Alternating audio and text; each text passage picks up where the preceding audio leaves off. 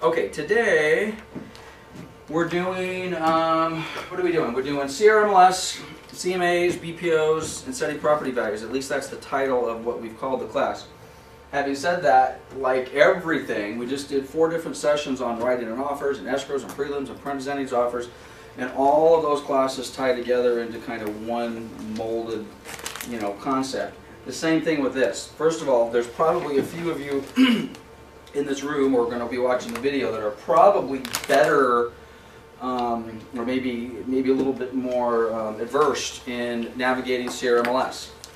I don't get into CRMLS as much as I used to. Probably 4 or 5 years ago, I'd like to say I was probably as good as anybody in getting through here and learning all the little tricks of the trade and all the rest of that. So I'm sure there's going to probably be half a dozen areas or more where either the people in the room or watching the video will say, Lance, there's a better way to do the search. This is not a CRMLS best practices class. We will do that, and we'll get the CRMLS people come in here and we'll teach you all the special little doodads and stuff. But what we're going to try to accomplish in the next couple hours is not so much how you get the data, but the type of data I want you to go look for. Okay, so this is what I want you to find. And then once we find it, how we're going to analyze it and interpret it and ultimately try to take that to what, and I've got my classes a little out of order, so if you're watching the video, probably the next class you would want to watch after this is the listing presentation class.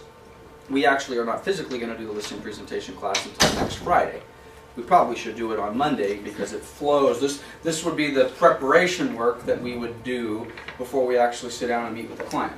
But at any rate, next Friday we'll do that, but if you're watching the videos, then that's probably the next one you want to do after this. Okay, this should look familiar to you.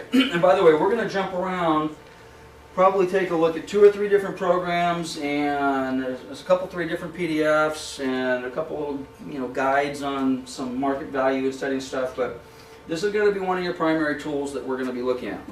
And again, I am not an expert at CRMLS, but let's just get logged in. And I'll kind of just generally show you how I start when I'm setting property values.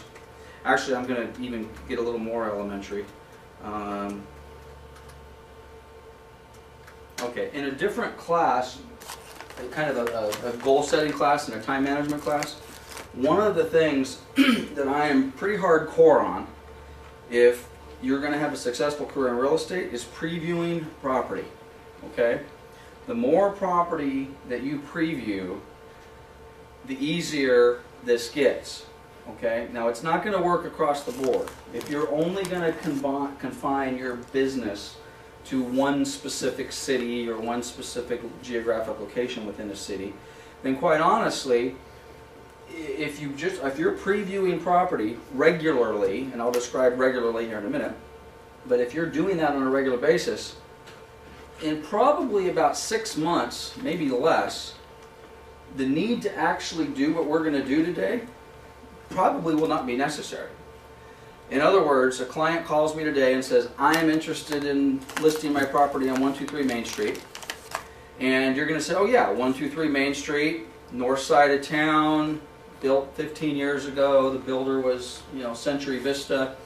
And how many square feet do you have there? Oh, it's 1,800 square feet. And you're going to say, that's how much your property's worth. And they're going to say, you haven't even seen my house. And you say, I haven't seen your house. I'd love to come up. I'll be there in 2 hours. But assuming your house is like the other, 200 houses that I've seen in your location in the city within the last 6 months, in that general geographic area, in that neighborhood, in that homeowners association, in generally good condition like you just described, your house is worth X. Now, if I get out there and find something dramatically different, then I'm going to adjust that. But that's how this should be. Okay? Now, that's not going to work all the time. We all want to say we're the local market experts, but then someone calls us that's just half a mile outside of our local market, and then we're not maybe quite as much as the expert, which means you need to know how to navigate through here, and then you need to know how to navigate through all the rest of that.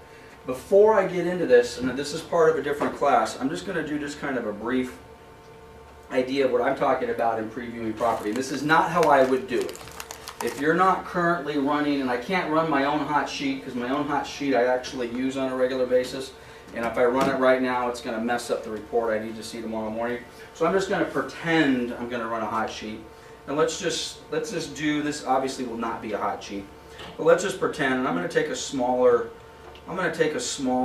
geographic location, if for no other reason it's just easier for demonstration purposes. And by the way, we're gonna put a value on a house I used to own up in Sunnymead Ranch via Appalena. That's in Moreno Valley. 2557. Okay, we're going to locate it here.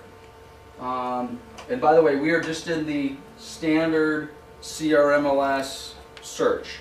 Okay. By the way, if you haven't seen or taken the class for the Realist Tax 2, we're going to spend a little time on it today. It's absolutely slick. I mean, it is fantastic, and frankly, I have a feeling a lot of you and our agents are going to spend more time in Realist Tax than they actually are in the regular MLS. It's got some really nice, slick features, which kind of tie hand in hand with, as a matter of fact, let me change gears here a little bit. I'm going to basically do the exact same thing I was going to do in the CRMLS, but I'm going to do it in Realist Tax, and I'll show you how cool this is. Hopefully. By the way, this is totally dependent upon our internet connection working. Everything we're going to do today is going to be online, so if our internet fails, which I thought it was about to, we're going to be in big trouble. Okay, this is the new Realist Tax. It's very map driven. It's kind of slick. I'm going to type in that same address I just typed in, 10181 via Appalena, Moreno Valley, and California. Yeah, that should be sufficient.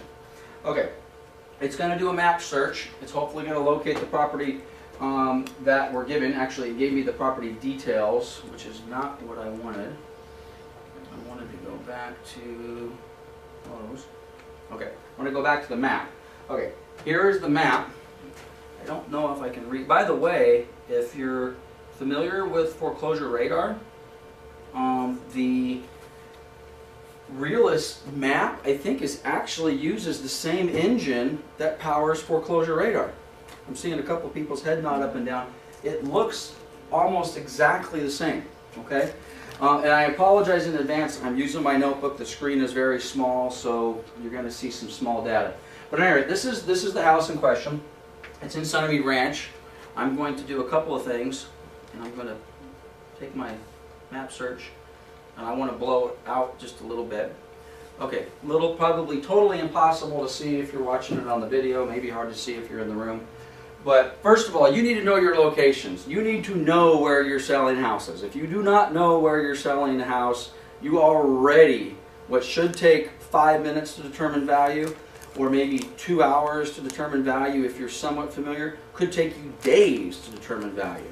Because if you're not familiar with Moreno Valley, the difference between the north and the south and the left and the right, if you're not familiar with the difference between Sunnymead Ranch and everything south of Manzanita, if you don't know the difference between Sunnymead Ranch and Hidden Springs, okay, if you don't have all of these little nuances in play, you are already in big trouble, okay? And what will end up happening, I'll give you an example. By the way, all of my examples are real life. I'm going to apply it to this particular map, although the example I would want to give you was in a different location. I had a seller, let's just say for example, who says, I have a house on Village and I want you to send me a listing presentation. Okay? So, with one of my trusted assistants, which by the way, you better be careful if you're going to have a trusted assistant pull up all your CMA stuff and send it out without you looking at it. Okay? They pull up a CMA, which is what we're going to do, and they send out a list of 45 comps, actives, pending, sold, and we say, based upon the following properties, we think your property is worth $150,000. Okay? The problem with that is and we email it to them because this particular client's out of state. I get an email back basically saying, thank you very much, Lance. Not interested in any more information from you or your company because obviously, I'm paraphrasing, you don't know what you're talking about. Ooh, okay, that kind of hurt. And the reason that I didn't know what I was talking about is because they pointed out, and to use this as an example, Again, if you're familiar with this map, is there a difference between north of this street and south of this street?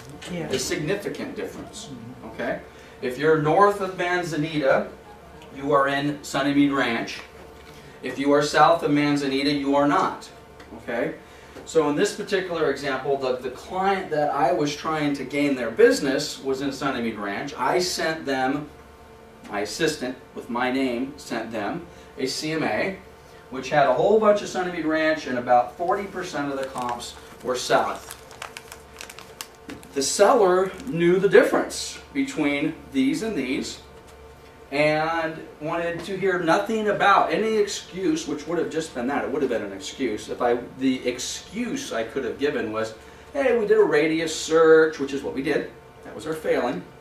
We did which, by the way, you guys know the new search features are kind of nice. In the old days, you typed in map grids, or maybe you did a radius, and if something was outside the circle, there was no way to deal with it. Now we have all sorts of cool little drawing things, which we're going to use in a minute.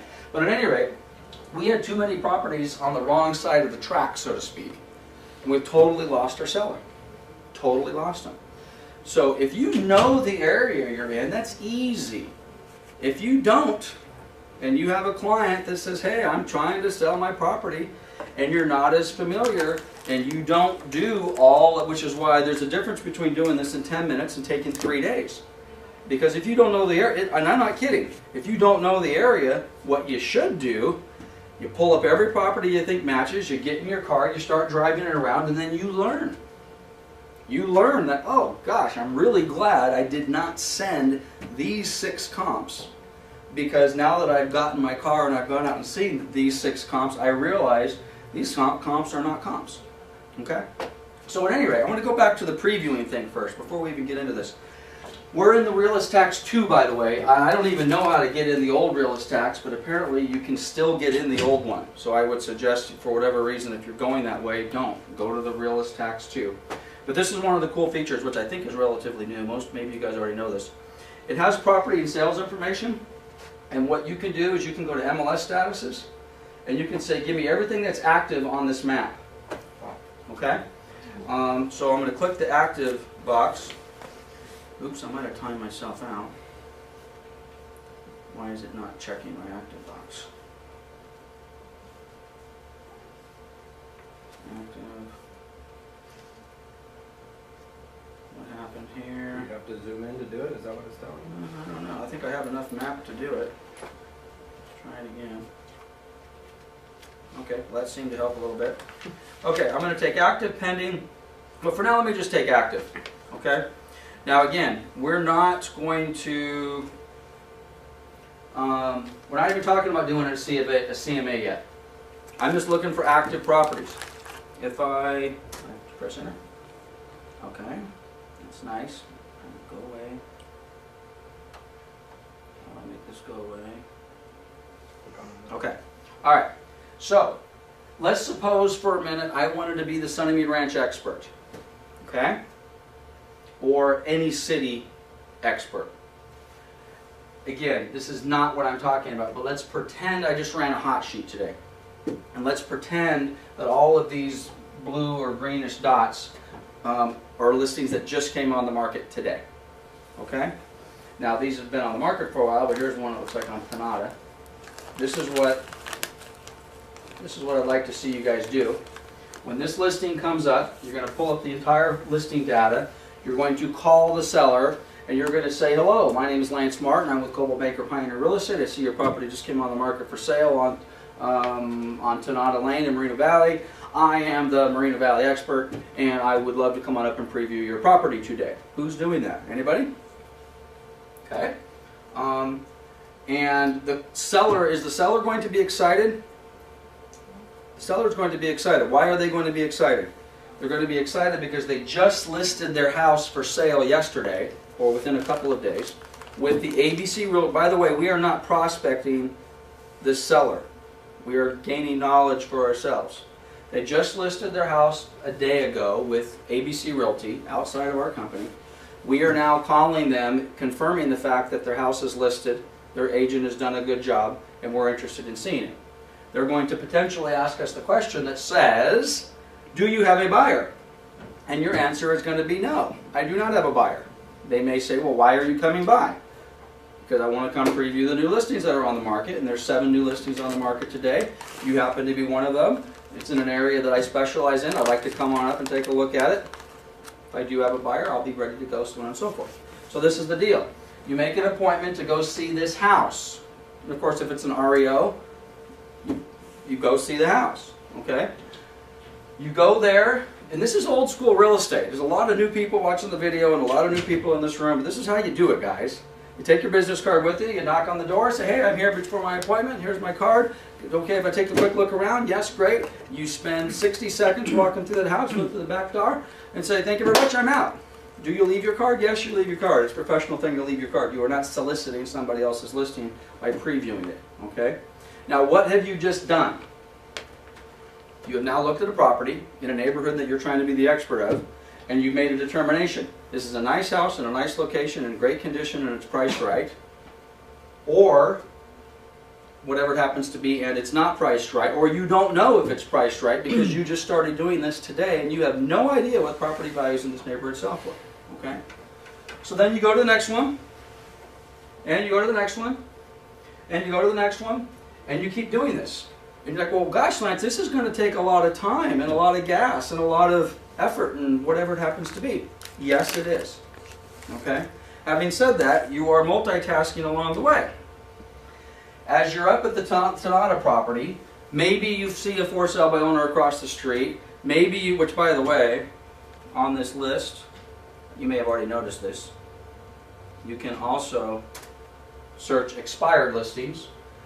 There's an expired listing that popped up around the block from Tonata. Okay? So while I'm in the neighborhood, I'm going to go back and I'm going to say, potentially, may not be able to do this. Maybe it's vacant, maybe it's REO, maybe it's tenant occupied, I don't know. Maybe it's owner occupied. We're going to go take a look at this house, and what are we going to learn about a property at 10665 Village Road, Moreno Valley? That's a 4-bedroom, 2-bath, and so many square feet, listed for $145. What do we know about this property? We know it won't sell for $145. How do we know that? Because it was listed for $145 and didn't sell. Right? So, now we're going to lock that in the back of our head, and we've learned something about what possibly will and won't sell. We now can compare this house to this house, and we can kind of make a little bit of an idea. Then, as we run our daily hot sheet, maybe we want to run the pendings. And I want to take a look at pending listings. Okay? The pendings are now in yellow. Guess what? There's another one right across the street from Tonata. Now, in theory, if you've been doing this for a while, before this property on Tonata here that's pending, went pending, it was what? Active. And when was it active? A month ago, 2 months ago, 3 months ago. And who was knocking on their door or calling them 3 months ago and saying, hey, 23625 Tonata, my name is Lance with Coldwell Banker Pioneer Real Estate. I see your property just came on the market today. I'm interested in coming out and taking a look at it. Can I make an appointment to come by today between 1 and 3 o'clock? Why? Do you have a buyer? No, I don't. Well, I'm already listed. You don't understand. Man, maybe your agent didn't tell you about this. I'm out previewing property. I want to see what the inventory holds. So now I looked at this property 3 months ago. I now run my hot sheet when? Today, and it pops up pending, so it went pending within the last couple of days. And now I can potentially draw a conclusion. Do I remember that house? Was it nice? Did it seem to be priced right? Huh. It looked, now again, the list price of $170, is that the selling price? No. But at least I know something about this house. This house with the list price of $170 appeared at least to attract somebody that said, I'm willing to buy this house. You get the idea where I'm going with this? Now, one thing on the realist tax, it doesn't look, so maybe I do have to go back into the MLS. It doesn't look like it's giving me, oh, it is. Take it back. Solds. Okay? Oh, and by the way, the default on these, if you can't see this, is give me the solds and the expires in the last 3 months. So now I want to see the solds. You want to do the same thing. Now you run your hot sheet for the area you want to be an expert on. You try to get this screen to clear. And go away. And did I get my solds on there? You see anything in red? I don't see any No, I red. checked it. I unchecked it? Mm-hmm. I unchecked it.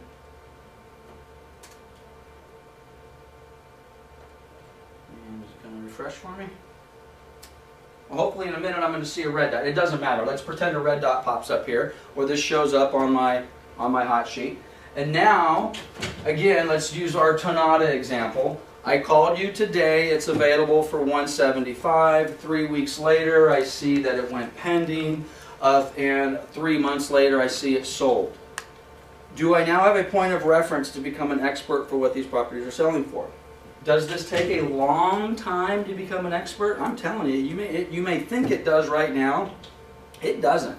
If you preview properties every day, okay, and you don't have to, and again, we're looking at one small segment of a huge marketplace, okay? You don't have to completely focus. I mean, do some cherry picking. I'm going to east side, north side, west side, south side. I'm going to do maybe more stuff in Riverside. I don't care whatever it happens to be. But you need to get out in the marketplace and you need to know this stuff. Which, by the way, in a different class, a different time, let's go back to our Tonada property. Let's suppose this property now expires. Which, by the way, we're going to have more and more expired listings. Okay? When it expires, what happens to the seller's phones? And I know it's more difficult because the phones aren't in the MLS anymore, but if they do get a phone number, they're going to be called. At a minimum, they're going to get people knocking on their door, and they're certainly going to get people sending them letters. Okay? Whatever method you end up contacting that particular seller, are you going to be in a little different position than everybody else who's contacting that seller? You are absolutely going to be in a different position because you now have a point of reference and you've already contacted this person. Hey, Mr. or Mrs. Seller, Lance Martin of Coldwell Banker Pioneer Real Estate. Not sure if you remember me, but as you recall, I think I was the very first agent to preview your property when it was on the market previously. I now see that it has expired. I'm in the neighborhood all the time, yada, yada, yada. You're a little different than everybody else calling because you already have established yourself as the pro. So we're going to talk a lot more about this as far as how you can use this information to farm for open houses and prospect for listings and buyers and all sorts of stuff. But getting back to the whole point of this class, which is setting property values, the more of that you do, the easier this is. Okay? Because if you already know all that stuff, when you go to do this, this is just more of a reaffirmation of what you already know. This is just the proof behind what you've already told the seller. Okay? And how nice is it? Which, by the way, we're going to do this as preparation for a listing appointment. And you need to have a hard copy printed and bound and beautiful and color and photos and all the rest of that stuff that you can hand to your listing presentation. But in my opinion, if you're not taking your laptop or your iPad or your tablet with you and doing most of the search in front of your client, you're missing the boat. You need to be able to sit in front of your client, hard copy in your briefcase, ready to go, say this is what your house is worth and this is why, let me take a few minutes and run this search, and then they're going to, ooh, okay, that's great, and then you're going to have your leave behind piece if you don't take the listing. But then everything you just did and you showed them live, you're now going to be able to leave. Oh, by the way, everything we just did, here it is for your review tonight. Oh, by the way, when you're reading that tonight, make sure you read the entire listing agreement that you just signed. Okay? All right. So let's take this property, and we're back in the MLS, and this is how I do it. Again, there may be people in this room that are a lot better than I do, but I'm going to do a couple things. First of all, I always start looking at actives only. Okay? I want to look at active properties, and we're going to use that same general area that we used before. So I'm going to come up here and do a map search, and we've got a property. 0181, Apolina, Moreno Valley. Spelled it wrong. I spelled it wrong. Which one did I spell? Moreno. Moreno. Boy, tricks with my eyeballs. I think that's good enough. Okay. So, here's our property, here's our map, all right? I want, again, I have to know my area. if I don't know my area, I'm wasting my time, right? I have to know where this property is, located, and what sort of comps I want to pull. So, which makes this increasingly difficult if you don't know what we just did. Now again, here's our subject. This is Sunnymead Ranch. This is Hidden Springs. This is south of Sunnymead Ranch. We don't want this. So the beauty of our new system, of course. And by the way, if you guys don't know how to do this, then you need to take an MRMLS class, because this is pretty basic stuff, and I'm certainly no expert on it. But okay, that basically is what I want. Okay? Now, we might want to make an argument, if you're really familiar with that chart I just drew. Are you sure you wanted to do Hidden Springs with that, Lance? And it looks like you also maybe got a little piece of that stuff up there in Ritchie Canyon, not Ritchie Canyon, but that Pigeon Pass north area. Yep, I did. I got some Hidden Springs in there, and I might have had 1 or 2 horse properties. But you know what? When I run my search, I'm going to know that, and I'm going to say, forget that one and forget that one, because these aren't ones I want. Okay? So, and if I don't know that, I'm setting myself up for trouble. Okay, so I want active properties. Down here, it's impossible to see, I'm showing the camera. There's 44 properties that are actively listed in that area. That should tell me something. Okay? Now, what it tells me, I don't know. But let's suppose I'm the area expert, and I now have some point of reference to go back to. And I can say, are you kidding me? There's only 44 active listings in that area that I just selected? Boy, 6 months ago there was 144. What's going on here? Is that important? Absolutely. Or 6 months ago there was only 10 active listings, now there's 44. What's going on here? That's all the type of data that you guys need to know. You need to be able to absorb. Now, if you've never done a CMA in this area, this will be meaningless. You'll have no idea. Now, can you get some of that historical data? Yes. Is it a little harder to find? Yeah, maybe, maybe not. But the more you know, the better. Okay, so I've got 44 listings. So the second thing I like to do is I like to narrow down my searches based upon property size, square footage of the house. Okay.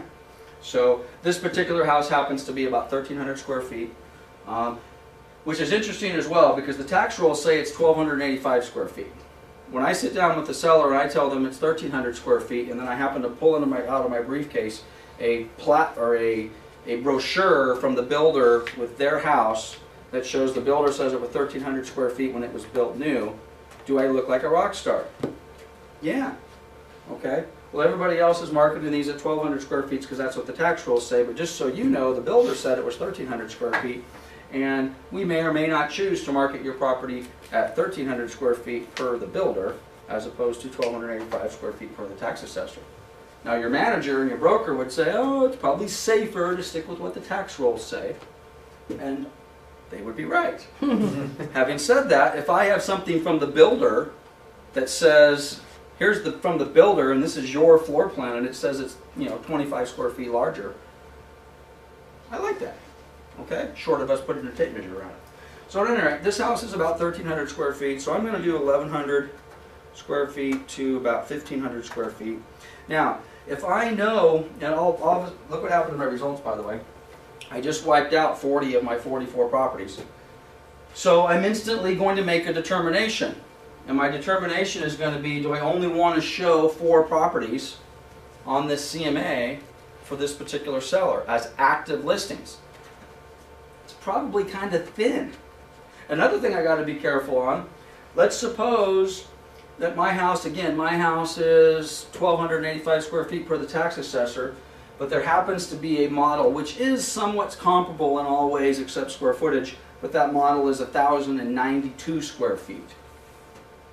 But I'm not really familiar with that model, and because I'm not familiar with it, I put my limitation at 1,100 square feet, and guess what happens to that one that's 1,092 square feet? It doesn't show up, okay? But I don't know that, but who does know that? My seller. My seller says, well, the last 2 realtors that were here seem to point to these. I know they're a little bit smaller, but they seem to think these were good comps. How come you don't have them on yours? Well, because I don't know what I'm doing. Okay? So, now I'm already a little bit farther in my square footage spread, but I only have 4 properties. Now I know one thing for sure, going much lower on my square footage spread is probably not going to do much for me because there's not a lot of houses in this location that are less than 1,000 square feet. Matter of fact, I'm just curious, if I go to 800 square feet, my results have changed by 0. I know my area pretty good. Is it important to know that?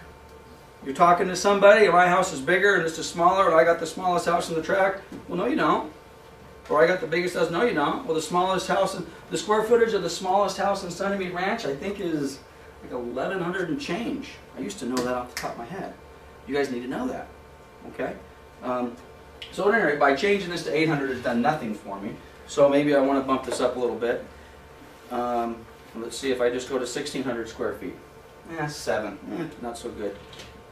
1,700. Oops. 1,700 square feet. I now have 9. Still not really feeling it. 1,800 square feet. What happens the more I add on here? What's happening to the value of my analysis? It's becoming less. I'm getting farther and farther away from my model. Okay? The farther away you get from your model, in any category, square footage, age, you know, Debbie and I just had to deal with one. We have a 100-year-old property. Okay, well, you like to comp out 100-year-old properties with 100-year-old properties. You start comping out 100-year-old properties with 20-year-old properties, and you have the value of your opinion becomes somewhat cloudy. So I got to. I don't like this. I only added 6 properties, but I don't. Do I want to show my client? And I might want to. So I'm asking the question. There's really no bad answer to it, but you have to ask the question: do I want to show my client properties that are 500 square feet larger than their property? And in some cases, you may. If there aren't enough comps. Okay, in other cases you may not. I don't like that, so I'm gonna go back to my, and I'm already in trouble because I only have 4 active properties on my CMA. Let's see what happens when I add my my pendings. So I now want to take a look at my pendings, and I added 5. Also very interesting data. Okay, and if you don't have a previous point of reference to base it on, again, you just don't have the previous point, so you won't be able to extrapolate anything from that. But let's look at the numbers real fast. We've said give us everything in this area that's between 800 and 1,500 square feet, which is really not accurate because the 800 is meaningless. It's basically between 1,000 and 1,100 and 1,500 square feet. There's 4 actives and 5 pendings. Is that a normal ratio of active to pendings? The answer is no.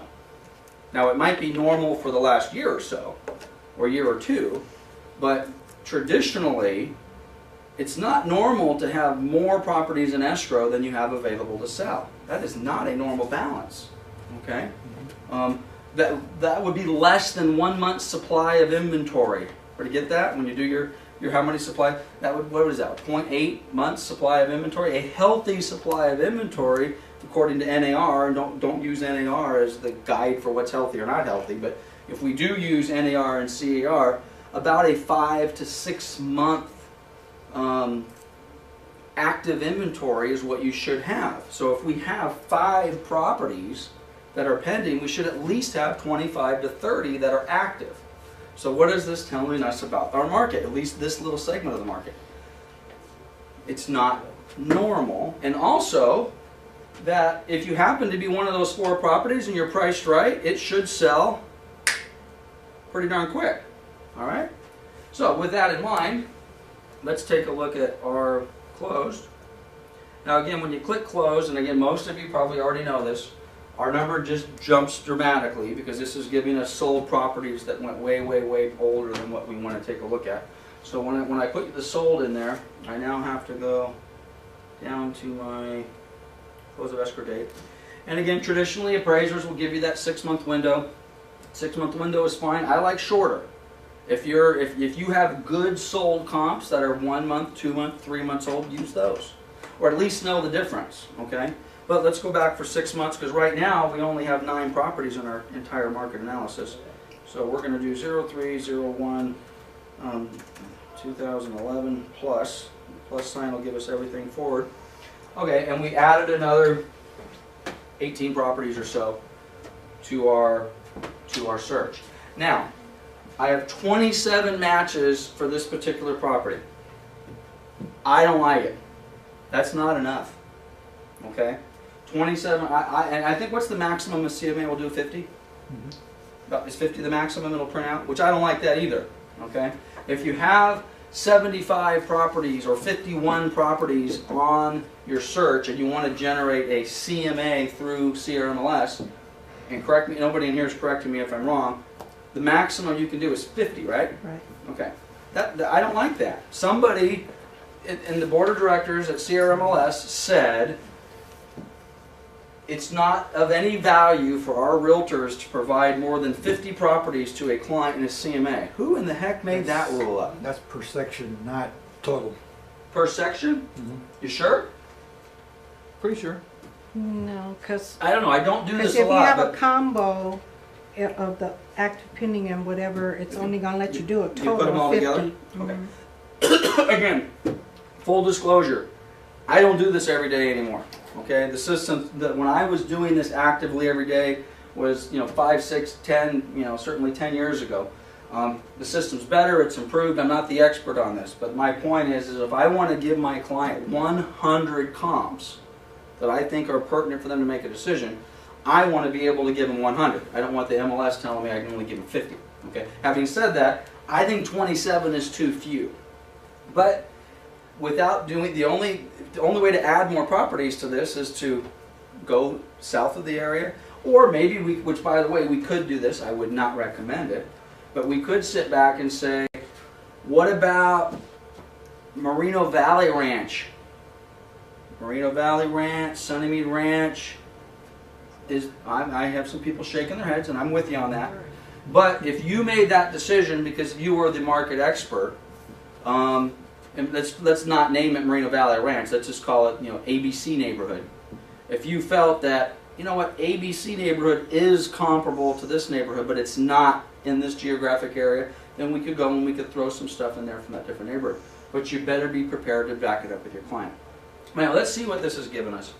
This is going to give us 27 properties. We've got our 4 actives up top. Okay. We have a model match, which is what you want. That's always what you want, which by the way, for those of you in the room or on the video that say, Lance, why'd you pick such an easy property to comp? I don't know, I'm teaching the class. We pick an easy one to comp. There are lots of different, the 100-year-old property, the property in the middle of something that's completely non-conforming, the zoning's goofed up. Are those harder? Yes, they're infinitely harder, okay? But, and they take more work. And frankly, what the difference between doing one of these and doing one of those, really the main difference is time. I need to get in my car, I need to go out to that non-conforming property, and I need to really see what the heck's going on. I need to drive around, and I need to pick and choose, and I may decide that, that property over here that I thought was nowhere close to comparable, it is a lot more comparable than I thought, now that I put my eyeballs on it and I've looked at it. But anyway, I've got 4 properties. The model matches what I want, obviously. I've got a $155 list price on my 1,285 square foot property. We're going to come back to that in a minute. We've got our pendings down here, and I've got at least one more model match with a 140 list price with my same 1,285 square footage property. I've got one that's sold on Via Montego.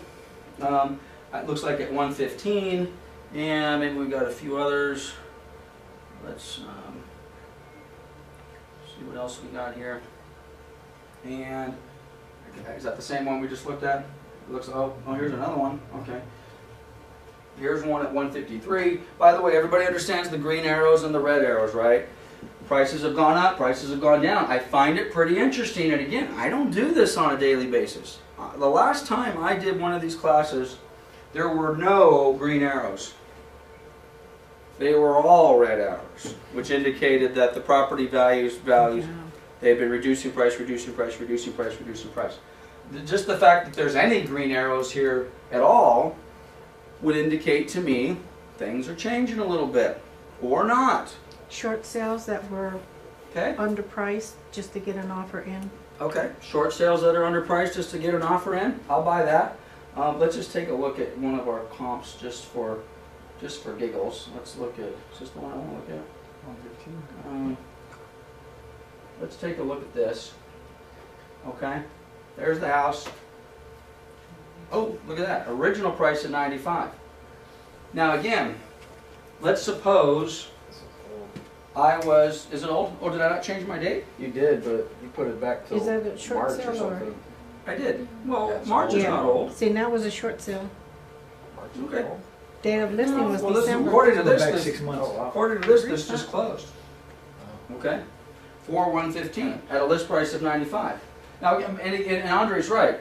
Short sales tend to skew these a lot. You have some really goofy things, but I will tell you, let's go back a minute. Let's go back a minute. This property came on the market. Where's my list date at? 21, 2010. Okay, this property came on the market a year ago. Okay, with a list price of somewhere around 95, I suppose. I guess we could. Where do I find my history? Where's that on here? Original Up list. top. The original. That tells you all the Bottom right. Right there at changes. the bottom, right? Where is it? Bottom right, or it's on the top right there. Bottom Yeah. right. Go all the way to the bottom of the page. Top. All the way to the bottom of the Under page. the you said. APN. Under the APN. Well, that's my price. Where's my history? Where's the history, Go guys? into the deal Oops, in oops, on oops, it. oops, oops, oops. I just messed up. Hold on a minute. Down just a little bit under DOM. Up, go up. See over there to your, Here? your right? No, you want the history of the listing? History of the listings. Go to straight over to the right. Ah, DOM, here we go. These. Yep, Just by 2 days. That's not going to give me what I want, is it? probably They're going to not. give me all my price change? Ah, okay, this is what I'm looking for. Okay, now I've stumbled around to find this, but you need to know where this is, okay? This is the history of, in theory, everything that's happened to this listing going back to the original list date. So it was originally listed at 95,000 bucks. If a year ago, I'm running my hot sheet and I'm searching this area and I see this property for $95,000, knowing what I know about this property in this location, this area, if I can buy that house for 95,000 bucks, I'm buying that house. Okay? I got that in the back of my head. Now it looks like the property went pending and actually it looks like it went pending. It looks like it's, someone changed it to a sold status. That was probably wrong. Came back at 95 and all, it was, I don't know. We can look through the details. I'm not going to get bogged down in that. But maybe it was a short sale. Maybe there was multiple offers. Anyway, the bottom line is it ends up selling for about 115. And is that property worth 115? No. Somebody thought so. I would say in this market right now, that's probably a good deal. We probably all would have buyers that would sit back and say, if I could have bought that house and closed escrow a month or so ago, I would have bought that. Okay? But again, this is the type of stuff that you guys need to be prepared to do as you're going through and you're doing this and you're doing the search. And of course, if this is a model match, and by the way, this comp that we just looked at is literally right around the corner from the subject property. The last thing in the world you want to do is have the seller of the property you're trying to comp out have more information about the comps in the neighborhood than you. And frankly, given the amount of information that the sellers have available right now, do they have a lot of information? Yes. Damn straight they do. And they have the time to look it up. And most of them, to be honest with you, are more informed. Well, they're more informed than their agent, not because the agent's necessarily lazy, although that's probably the case in a lot of cases, but they truly have a vested interest. And like Andre just said, they have all this time. They're sitting on their computer, they're doing nothing.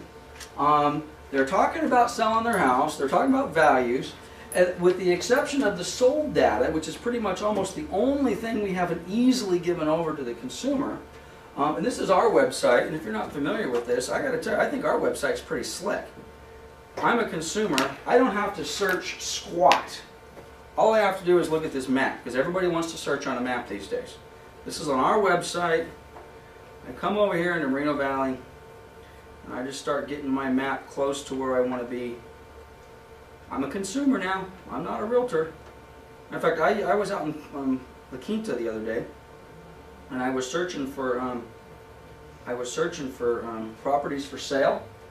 And I actually found it easier to find properties for sale on our public website than I did on the MLS. And this is the tool I used. I did no search whatsoever. I just went to the map of where I wanted. I started driving around the neighborhood, and these are now, again, if I'm a consumer, this doesn't jive with the search we just did in the MLS because we had very limited square footage, right? But now I'm in this general map that I just was. Where's our house at? Our house is right here, okay? And now I'm just driving around. Consumers, I mean, there's so much data out there between Trulia and our website and Coldwell Banker's website and Realtor.com and all the rest of that, and they know all this. And this is the biggest, this should be the biggest fear of every single realtor out there today, is you're going to get slapped silly by your client. And you're going to get embarrassed. I used to be worried about getting embarrassed about contract questions. Young realtor, 20 years old, looked really young. I was really intimidated and worried that they would ask me a contract question or an escrow question or something, and just because I was young, they'd challenge me, okay? So I made sure I was really good at that. I never had to worry about them having more information on them, about the houses in the neighborhoods, I was always the expert at that because they didn't have any of that, unless they were truly going to drive around all day and just start calling agents and writing prices, which sellers do as well. Anyway, this is our website. It took us 30 seconds, and we have basically every available listing in the entire area that we're looking at, and we did nothing. I didn't even type in an address. I just pulled up a map. So again, the consumers have got some stuff out there. They know what the heck's going on. Now again, they don't have the solds yet. That'll probably go to them next, and then we all better start looking for a different line of work. Because assuming the consumers put any value on this, when I say value, you're going to go out and try to get a listing appointment or a presentation or get a listing, and you're going to ask for a 6% commission. Okay?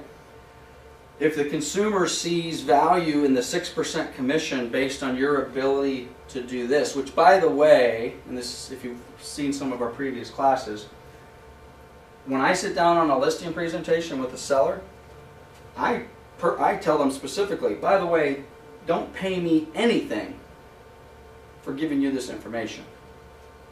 Because the value in me is not in this. The value in listing your property with me is not in putting it in multiple listing service. The value in the 6% commission that I'm going to charge is not in getting an offer to the table, because all of that's easy. Sellers can list with the absolute most unqualified agent, get it into the MLS at the wrong price. The market, and assuming the seller really is a seller, the market and the seller will determine we've listed it at the wrong price and probably with the wrong agent. And then what do? They reduce the price until what happens? Until an offer comes in, and now they have an agent who not only wasn't able to price their property right or market their property right, but again, getting back to what I tell my sellers, don't pay me to tell you what your house is worth and to get it in the MLS and to get an offer in. The value in the 6% for me is after that. Writing the offer, getting the escrow open, keeping the escrow going. That's what my expertise is. Honestly, this used to be more valuable, but now most of the sellers that you're going to go encounter, and if it's not most today, I guarantee you in 5 years, it's going to be a whole different dynamic. I mean, the world changed, and I don't want to, do a commercial for Zillow because I'm not a big fan of Zillow. But when Zillow came out with their Zestimates, and they based, oops, wrong one, and they said to the consumers, type in your address and we're going to tell you what your house is worth. And we all say, well, you can't trust that, right? Because they're using some crazy algorithm and all the rest of that sort of stuff. I'm not going to take the time to do it. But you go over here and you type in your property, how much my house is worth, and all the rest of that sort of stuff, and it returns a number that says your house is worth $175,000. Well, you know what? That value, as much as I may think it's wrong, and it may be wrong, it's probably as good or better than most of the realtors that are going to go out to their property. Right? No, not us, of course. Okay?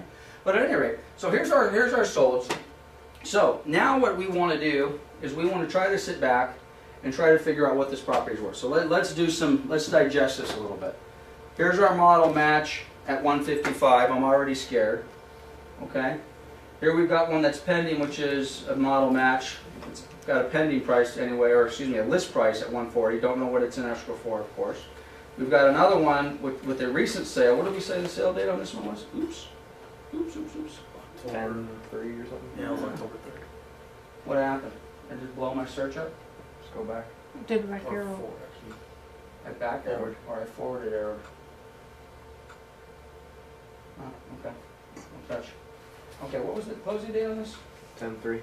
10th, so October we're just, something. so a month ago, 2 months ago. 2 2 months, yeah. months ago. 10-12. Okay, so we've got a closing date of October 7th at 1:15. All right. Now again, don't go too crazy with that, because that that may be very well undervalued. But even if we look at all of our solds, which is what I always like to look at first, if I look at all of the solds in the price range that we're basically trying to gather, I've got, where am I at? Is this the last one, or is there one below that? I think there might be some There's more. one, at least one below it. There's 2 more. Okay. The highest close sold we have is on this Hillgrass at 173. Oh, which by the way, we did it, and again, you gotta be careful. I'm skipping some steps here. Does the property have a pool? Does it have a large lot? Does it have a view? Does it, whatever? Does it have a built-in meth lab? I mean, all that sort of stuff. So, you need to know that. But we've got some comps in here at the high 70s. I'm telling you right now, I'm pretty challenged. Into $170,000, which is another reason why you need to spend some time on this, and you need to do this live, because if this is the best we got, what is the seller going to gravitate to on this CMA? Which, by the way, can you exclude these? What happens if you exclude these, by the way? A lot of agents doing this would say, okay, wait, let's just pretend for a minute, and let's forget about what the data says. Let's just pretend that we know that this property should list and sell for 135, 140. Okay, let's just pretend we can agree that that's the number. And then we see these. A lot of agents would go in here and do what? Get rid of them. Let's exclude those. Okay? I would suggest you don't do that.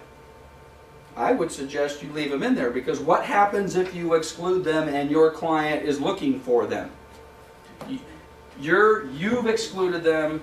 Selena has come in before us or after us on a presentation, and she has them in there. What does it look like we're trying to do?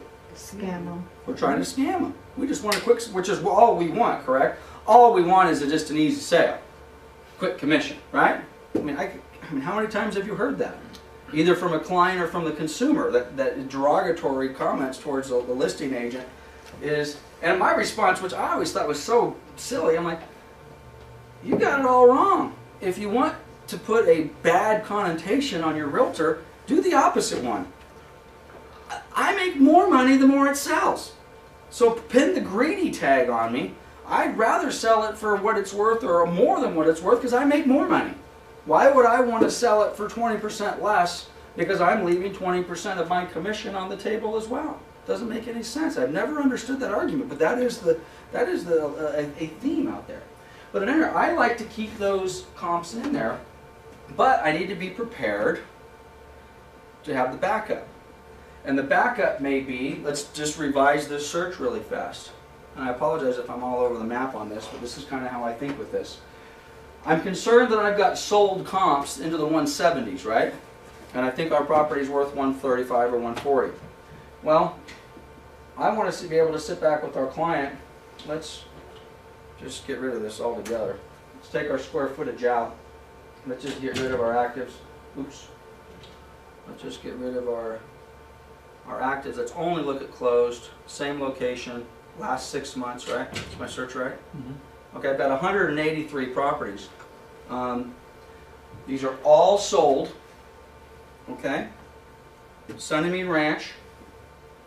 And is the maximum still 100? Mm-hmm. Okay, I can only look at 100 of them at a time, so let's start. Well, actually, let's go down to the bottom. Let's go into that 170 range. Okay. This is why I like having my computer with me, especially if I get challenged on something I've presented, and I want to be able, and which, by the way, there's nothing better than being challenged on something you've presented when you know that you can rebut it. But you don't want to have to say, you know what, let me explain this to you. Show me. Let me show you why this is, why your analysis of these $170,000 properties is wrong. And really quickly, if we come over here and we look at square footage, okay? And we now have a client that says, wait a minute, there's 3 properties that are similar to mine that sold for into the 170 range. I can say, well, yeah, but look at all these that are twice as big as yours. You know, this one's almost 1,800 square feet. This one's 700 square feet larger. You need to know this, okay? I'm just curious about this Waterleaf property because I've sold a bunch of houses on that street over the years. Okay, look at this house. Now again, we don't have a really great picture of the house we're selling, but the house we're selling is about this big. Okay? Okay? Single story too, right? Single story, 2-car garage. This No pool. no, this has a pool. Okay. Yeah. You got all this sort of stuff. Now, when did it close? Let's be completely fair. Okay. Oh gosh, I mean, this A month. is that today's date? Yeah. Yeah. Yeah. Wow. Okay, my listing appointment is tonight. Okay, so now again, I'm doing my homework. I'm now prepared. I've given my seller the CMA, which we've already destroyed because I changed my settings. Okay, they're thinking in the 170 range, and I got to tell you, do we possibly want to reconsider even our 135 or 140 just based on this alone? No. No? I think you're probably right. I think we can sell our house for 135 or 140. But I sure as heck don't want to list our 13 or 1,285 square feet property. I mean, look at that, and that Sago Palm's worth more than that house. Okay? So, at any rate, you need to be prepared to basically take all of this data in, and specifically, and again, this is easy for me, even though I may be a little technologically challenged getting around here a little bit. But this is easy for me because I know this neighborhood. I know this area really, really, really well. Most of you, when you're going out to do these, you, for whatever reason, you get the random call or you get an up call or a lead router or whatever it happens to be, you're probably going to be doing these analyses in areas that you're not as familiar with. And I'm telling you, if you're going to spend an hour and a half on the computer, pull up a CMA, and then show up at the seller's house for the very first time, and you haven't even taken your car through the neighborhood once, you are going to fail. Okay? You are not going to get that listing appointment. Because somebody else who is the neighborhood expert, you're going to have the nuances, you know. And how cool would it be, and again, not completely practical, but how cool would it be if you could honestly say, when was this house listed? Okay, this house was listed in August.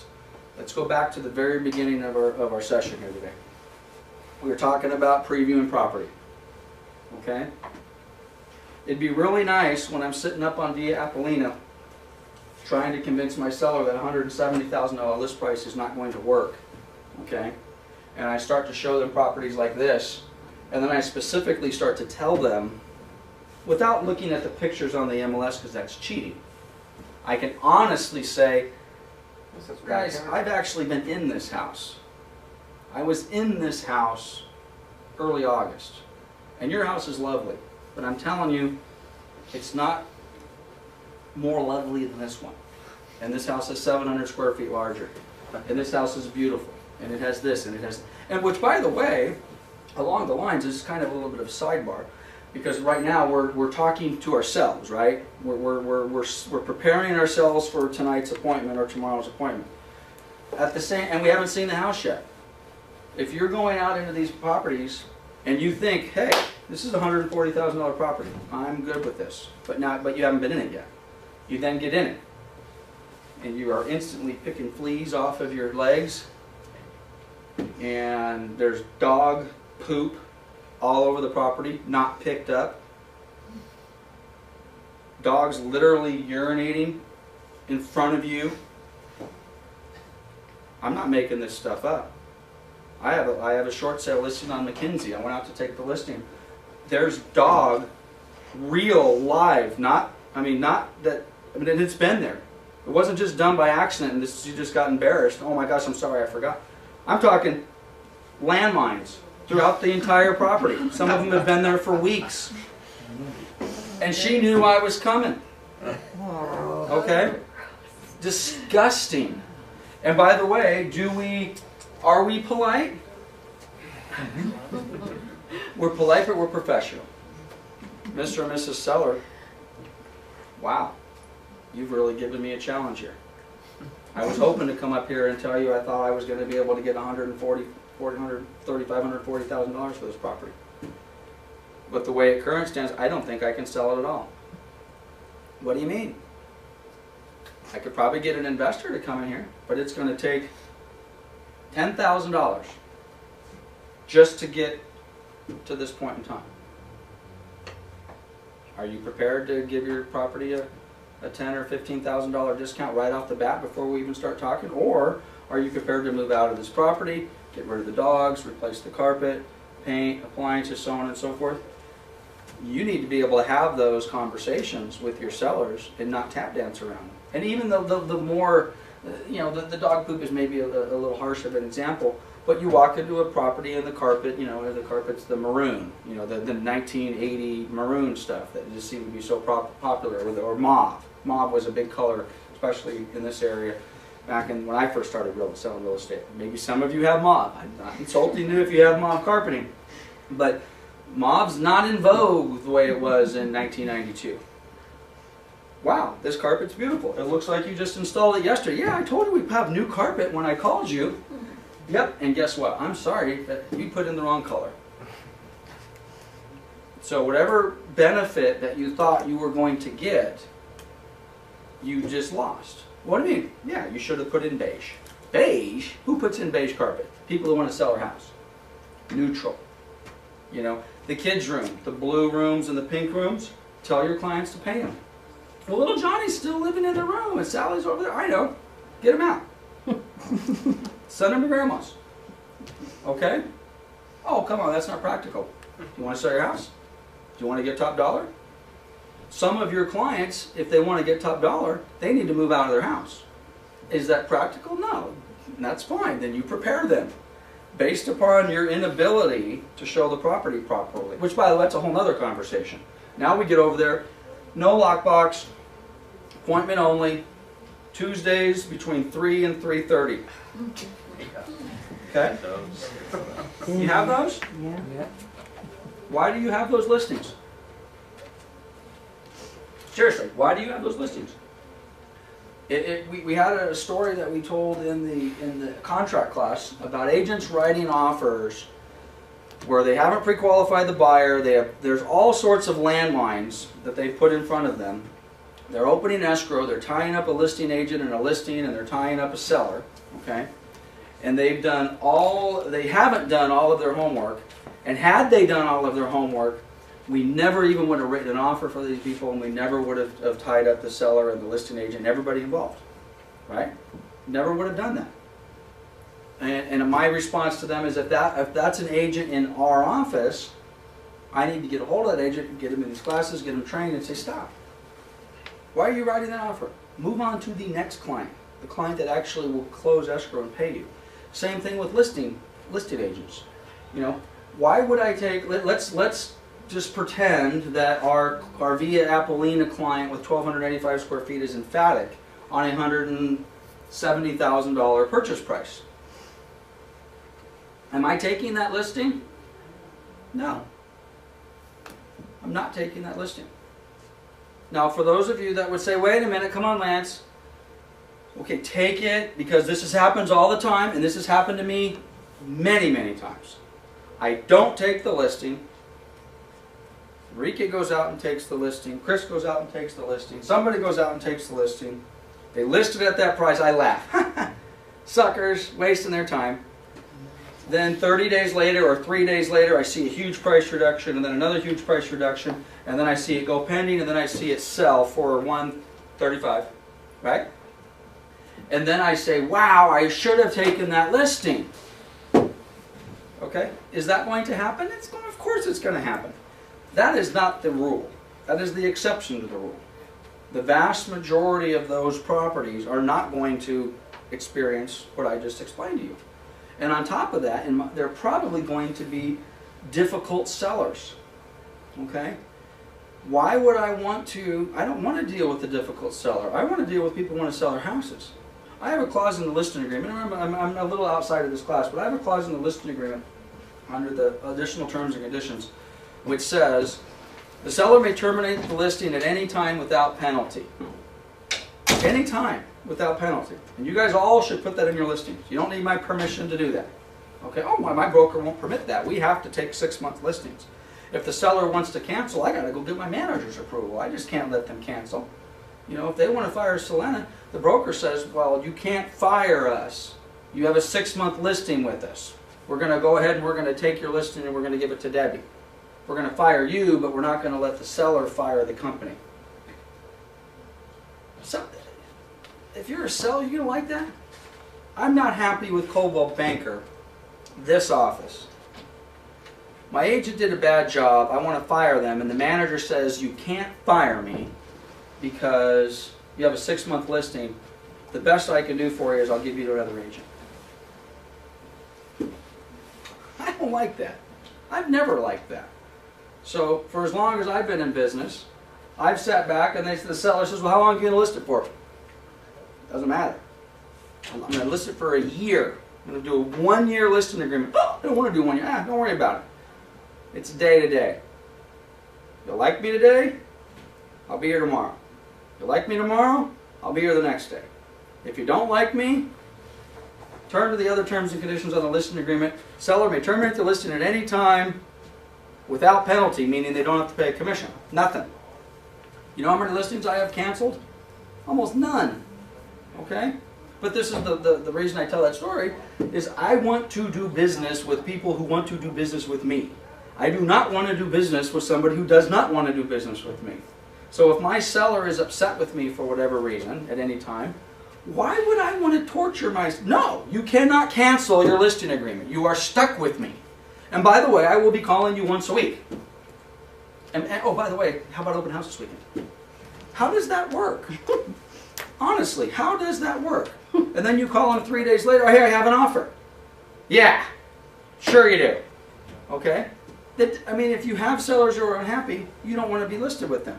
This is my suggestion, though. Most of the time, when you take a listing, you know whether you have a seller who's going to be a pain in the butt right then and there. So you want to turn the interview around. When you're interviewing your sellers on this stuff and they say 170, you say, you know what?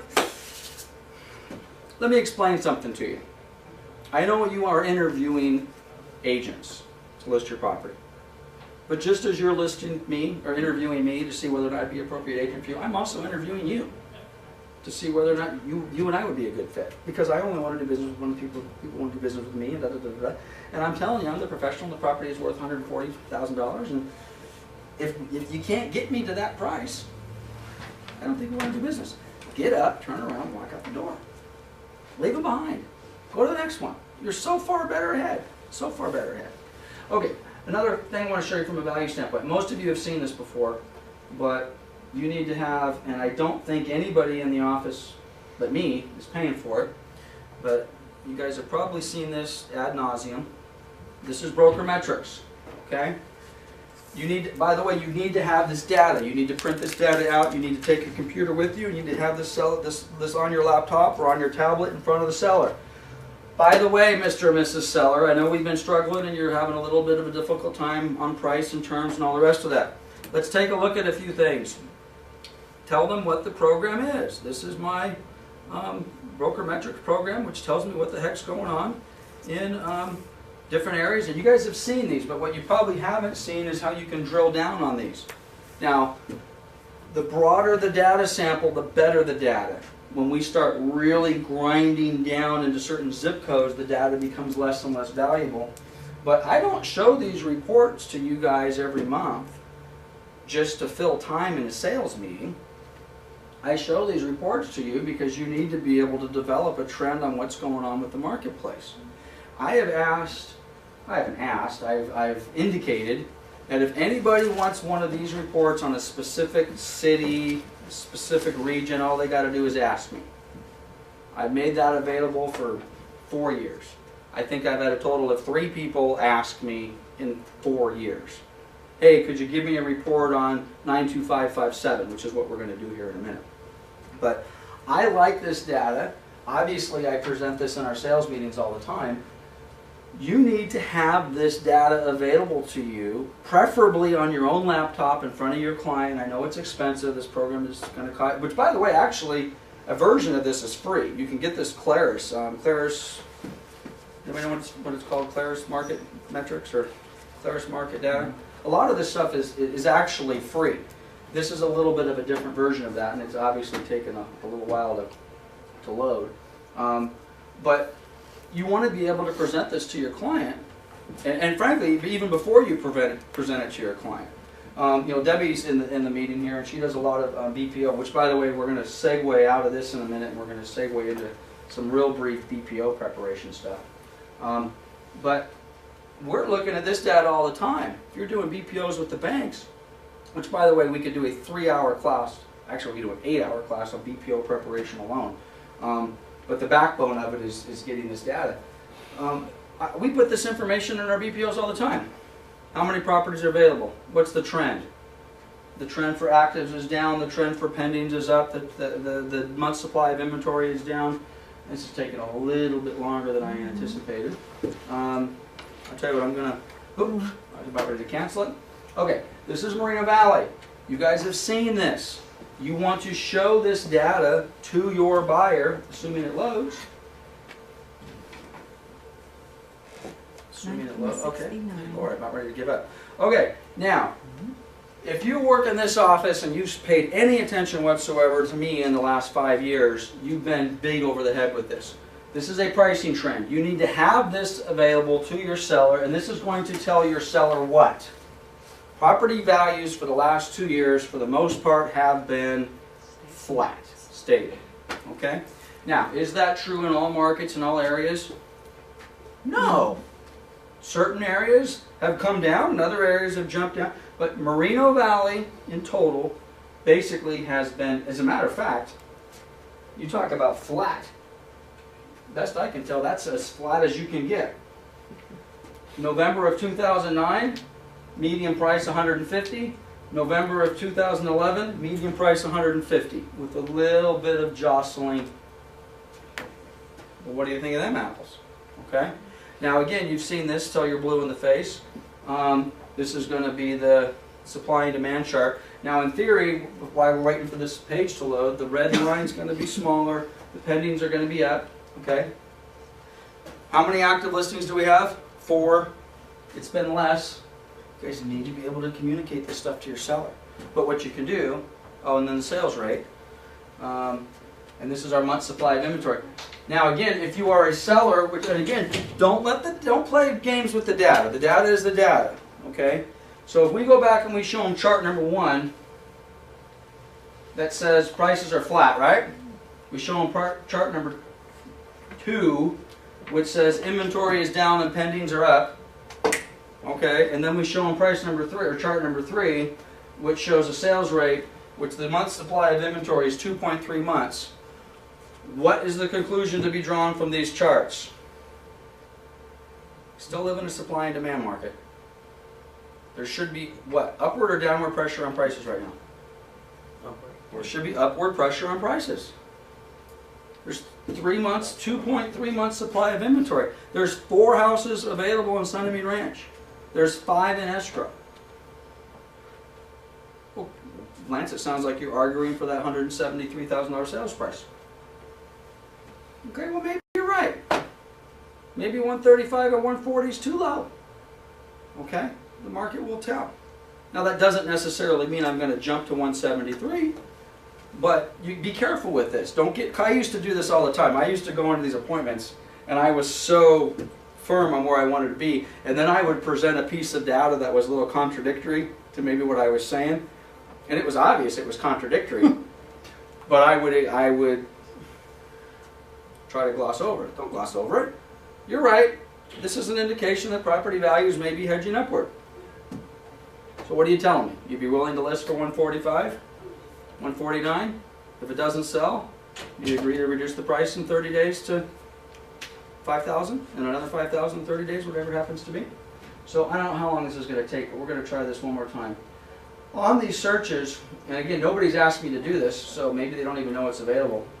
You can do this by zip code, okay? So the area that we're, now again, it's not perfect because 92557 is the location. If I can do this, actually, 92557. Let me do that. Sorry about that. Bear with me. 92557.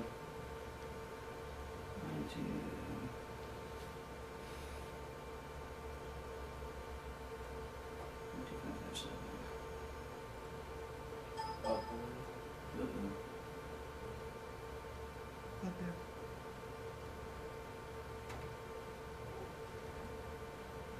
Okay. Should give me the same charts, but it's only 92557. Now again, is that perfect? No. Because that's going to include a lot of outside stuff that's outside of, computer seems to be having a tantrum. But it's going to give me a lot of stuff that's outside Sunmead Ranch, but at the same time it's going to be better. And I'd be interested. I haven't ran this. I've never ran the search before. I'm curious as to, well, but before it comes up, well, it's going to take 20 minutes. Is the median price in 92557 going to be higher or lower than 150? Quickly. Higher. Okay. Look at us. We're geniuses. Pretty interesting. Well, it was higher. It was 160 back in November of 2009. It's now basically the same, 149.5. I find that pretty interesting. I would have agreed with the group. Had I been pressed, 92557 probably would have had a higher median. It really doesn't. But on balance, does this show a consistent trend with the entire city? And which, by the way, if we run all of SoCal MLS, does the chart look basically the same? Inland Empire property values the last 2 years, Flat. stable, flat, whatever you want to call it. Okay. Again, I'm curious on supply and demand. I would think that the charts visually looks the same. Forget what the numbers say. The reds are tapering off, the pendings and actives are, or excuse me, the pendings and solds are. Now I am curious as to what the sale rate would be. Again, it should be lower. The bottom or the far right chart should, I mean, it's a little, but it's not quite as much of a dramatic drop as the other one. And according to this, there's more supply of inventory in the 92557 than there is in the entire Moreno Valley. Does it make sense? Maybe. Maybe if for no other reason, the property values are maybe a little higher, although our supply and demand chart wouldn't reflect that. Maybe there's more activity at 92553. Maybe there's more price point buyers in that range. So there's less inventory. But you need to know this. Bottom line is you need to know this sort of stuff. And frankly, you need to know it cold. Which is why I would hesitate. If you had a seller today that called and said, and keep in mind, it's going to probably be pretty rare. You're just going to have people randomly calling you and say, come up and list my house. Okay? Most of the stuff is assuming you're marketing and you're doing your job, and your job does not consist of waiting for the broker to give you listing leads. If that's your definition of a company you want to work, you're in the wrong spot. Okay? You need to go out and hunt and fish and cut your own bait, so to speak. So if you're out getting and you're soliciting listing prospects, you probably are going to be familiar with the area you're soliciting and what you're looking for. So you want to know this data. All this data needs to kind of flow. Okay, I want to pull up a BPO. Well, first of all, in the class materials, for those of you that are watching this on video, we're gonna basically take some screenshots of this stuff so you guys can follow along. If you don't have a laptop computer next to your computer or two monitors, if you're watching this, however you're watching it, I would suggest you do this class and you try to follow along and you run a search as you do it. Okay, you don't necessarily have to, but we're going to provide this to you. This is a 100 or 82 page BPO guidebook. I am not going to go through this at all. Okay. But you guys can pull this off. It talks about all sorts of things, which we're going to jump into. I'm actually going to pull up a BPO here for you. But if you guys want this and you're in the room, let me know. Send me an email. I'll email it to you. And you can print it off and what have you. Just for the sake of not false advertising the class, because part of what we said we were going to do was review some BPOs. So I want to take a minute and do just that. Okay, this is a BPO on a property that we did. It's in the same track. It's not the same model, but it's in the same track as the house we just looked at. Okay. This is a BPO that was done about 2 years ago. January 1, actually almost 3 years ago now, of 2009. Don't worry about the dates, don't worry about the values, okay? But and by the way, if you're not interested in doing BPOs for banks for money, if you think you'll never have an REO account or you're not interested in an REO account, it's still a really good idea. The BPO form is quite educational, okay? If you use this format, when you or God forbid, do a BPO and present a little mini appraisal to your real seller, if you're dealing with a real life seller. But if you just use the format, I think you're going to find it kind of helpful when you just do the overall pricing of your property. I'm going to skip through the top, and that's pretty self-explanatory.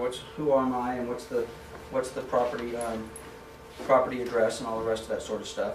But the very first questions that the BPO folks are looking to get from us are market conditions. Now, you need to know this, and you need to know this based upon not what your gut tells you, but what the data tells you. Back 2 years ago, on this particular market, we said is depressed. And the choices we only had are depressed, slow, stable. It certainly wasn't excellent, certainly wasn't improving, certainly wasn't stable. I don't know, I guess we maybe could have made an argument between slow and depressed, but I think, keep in mind, January of 2009, coming off a record year in REO in 2008, I think depressed was probably a pretty accurate assessment of that. What would you say it is today? Stable. I'd say it's stable.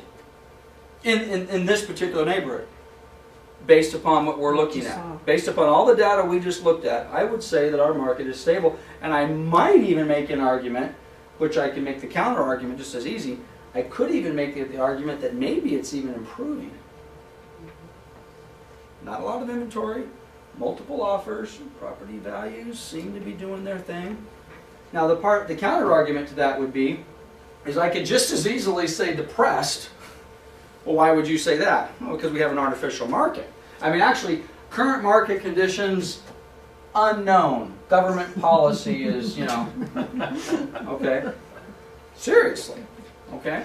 But given the policy that we have, stable certainly is a fair answer. Employment conditions. 2 years ago declined. What are employment conditions doing today?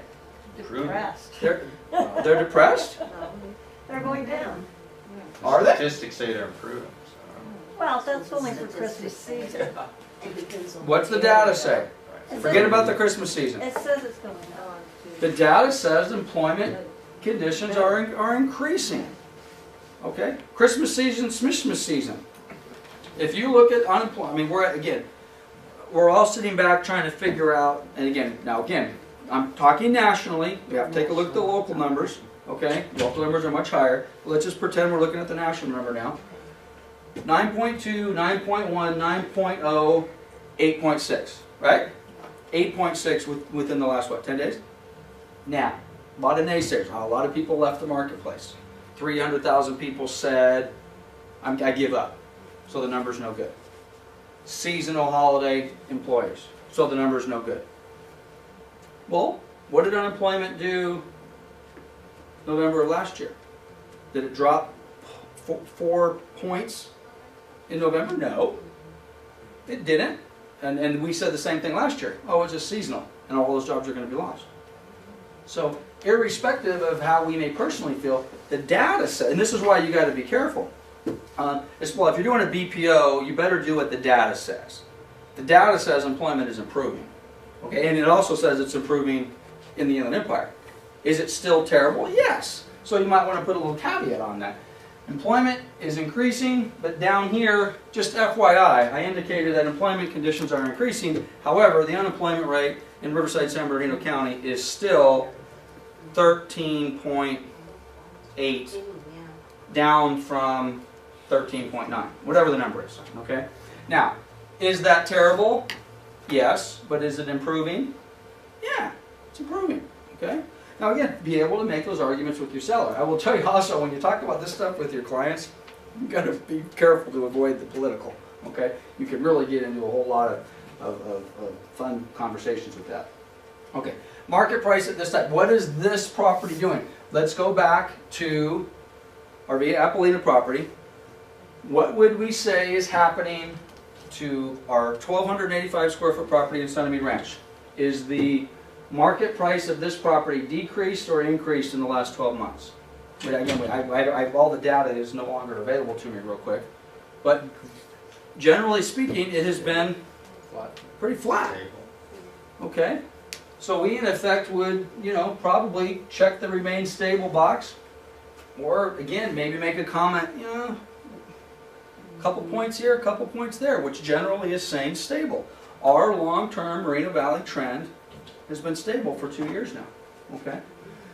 There is a what type of supply for this property? Under, over, adequate. It's a shortage. There's a shortage. We don't have very much. Okay? Approximate number of comparable units for sale, 4. Right? How many? We didn't even pull the REO. So you can do that obviously in the MLS, and we probably should have done that. How many of those 4 properties that are available are REO? Again, BPOs are kind of skewed towards the REO side. And then how many of them are boarded and blocked up? Well, we don't know because we never drove the neighborhood. Again, is it important? Let's pretend, let's go back to that $115,000 comp that we thought was listed for $95 and sold for $115. We never saw it, we never looked at it, we don't know anything about it. We go in there and we throw it in our BPO, or we throw it in our market analysis to our seller, we pop it on there, and we're pointing it out. And we're just about ready to move on to the next one, and the seller says, oh, well, that's interesting. What's interesting? Oh, well, you failed to mention that the house was gutted and completely boarded up, and the back of it was burned down. Oops. You're right, I did fail to mention that. You know why I failed to mention that? Because I never saw the house. And I didn't do my research. But I took enough time to put it on the property, and I took enough time to make mention of it, and it's a model match to yours, and I'm basically telling you that you need to consider this $115,000 comp when you make a decision, but I also failed to mention that the house was basically halfway burnt down to the ground and all boarded up. Oops. Do your research. Know what you're talking about. Subject marketability. This is important too, and we kind of did this a little bit already. You want to be able to sit down, and again, this doesn't apply to banks. This applies to your banks just as well as your sellers. What's the range of values in this neighborhood? You want to be able to pull up the 2,100 square foot pool house for $173. And it's not just the range of values, it's also going to be the range of property. Small properties, big properties, large lots, small lots, all that sort of stuff. Okay? And again, this is important as well. In our particular subdivision, it's inappropriate, and again, this is easy because this is the same neighborhood. But we talked earlier, Debbie had the example of a 100-year-old house on a busy street, basically with a bunch of commercial zones all around it. Is that an appropriate improvement? No, it's not. It's an under-improvement in that case. It's an old house, and it should be torn down and turned into a dentist office or something like that. Okay? That's important. Normal marketing time. Back then it was 120 days. What's normal marketing time today? Priced right. We priced that house up there for $135, $140. What's it going to? How long is it going to take to get offers? 10 days. 30 days? Yeah. I'd say normal marketing time for that probably 10 days. Okay. Well then what does that mean? Well, then you must be underpricing it. Okay? Again, don't play with the data. If the normal marketing time is 10 days, then our market is definitely increasing. Okay? And we should see a change. So if we're going to price it at 10 days, then I probably like your answer a little bit better. Shirley's answer is probably a little better at 30. Okay? But again, if we price it at 130, or certainly if we price it at 95, normal marketing time is going to be 24 hours. But you're looking at the MLS, the days on market? No, I don't care about days on market. I'm looking at, well, I should. I certainly should. I don't know if I still have it up. Where is it? I'm kind of sort of taking the MLS information, I'm taking a look at this information. This is telling me there's a 3-month supply of inventory on the market. That doesn't necessarily, you can't take the 3.1 necessarily and completely tie it into this, okay? Because it's a difference. The marketing time and month supply of inventory are two different numbers. On your thing, you had days of market at the top. On the MLS, No, on the one you just had, I did. broker metrics. Okay, let's go take a peek. Is at the very top? If Oh. you click the days of market, will it change? Let's see. I think it's going to give us a number up here. Okay. It's going to tell us cumulative days on market. Looks like about 65 days on market. But again, is days on market, is that going to be the same as our marketing time? When I'm interpreting marketing time, I don't fill these out on a regular basis. Maybe Debbie's going to correct me. When I look at normal marketing time, I'm talking about how long is it going to take me to put this in escrow? Not close it. Okay? I want to do how long is it going to take me to get an offer and sell this thing? In this market today, frankly, if anything is taking you more than 30 days, you have a problem. Because we're getting multiple offers on everything. But again, this can be subjective. That's the problem with this. There's a lot of right and wrong answers with this. I mean, you'll think you're an expert at this, and then you'll have somebody who calls and tells you they're a certified appraiser and they work in Fannie Mae's valuation department. And we're very sorry, but, you know, you need to do this, this, this, and this. I'm like, well, wow, Sally, the certified appraiser who works in Freddie Mac's valuation department, told me 2 days ago that I'm supposed to do this, this, and this, which of course you never say. But there's a lot of subjectivity to this. But again, normal marketing time, and again, going back, and I would suggest even 3 years ago, let's go back for a minute. Let's take a look. I think this BPO is probably wrong. Okay, keep in mind, it's got my name on it. January 31 of 2009, was it taking 120 days for me to get a property under contract? I don't think it was. I think I was selling stuff. I still was getting multiple offers, left, right, sideways. In today's market, but irrespective of that, and I'd like to see 30 days in that. When you're taking a listing, I think that should always be the goal when you're sitting down talking with your seller. Is our marketing time should contain a 30-day marketing, because most of your sellers, if you ask, oh, by the way, Shirley, when exactly did you want to go under contract? Oh, 6 months from now. Oh, okay. It's pretty rare you're going to get that type of answer. In most cases, the answer you're going to get back is, I'd like to be in escrow pretty darn quick. You know, this weekend might be a little too fast, but you know, maybe most of them are probably going to tell you 30 days. So you're going to price accordingly. Okay, any types of financing available? Is this important? You need to know. Let's take a little, let's jump into a different type of property. You now get a listing appointment for a condominium at the ABC Homeowners Association. And you have no idea, you know nothing about the ABC Homeowners Association, but you do have a pretty good idea of what the comps say. And the comps say, these condos are selling for 120,000 bucks. And everybody would take a look at those and say, yeah, we all agree, this condo is going to sell for 120,000 bucks. But we don't know the complex, we don't know anything about the management, we don't know anything about the board of directors, the financials, the budget, the reserve study, nothing. So we list the property for 120,000 bucks. We get, are all types of financing available? Of course all types of financing are available. We get an FHA offer, we open escrow, we get into escrow for a couple, 3, 4 weeks, and then what happens? Somebody calls us up at escrow or the loan office and says, I have a little problem getting in this FHA approval on this homeowners association. What do you mean? Yeah, we can't do an FHA loan on this condo and this homeowners association because the financials are out of whack, the delinquencies are too excessive, too many foreclosures, too many people not paying their association dues, the project's no longer approved. Is that happening today? Yes. Absolutely. Is that something you might want to know in advance? Yes. Is that something you want to take the seller's word for? No. No. You can find that out. You know? Yeah, I mean, that's important.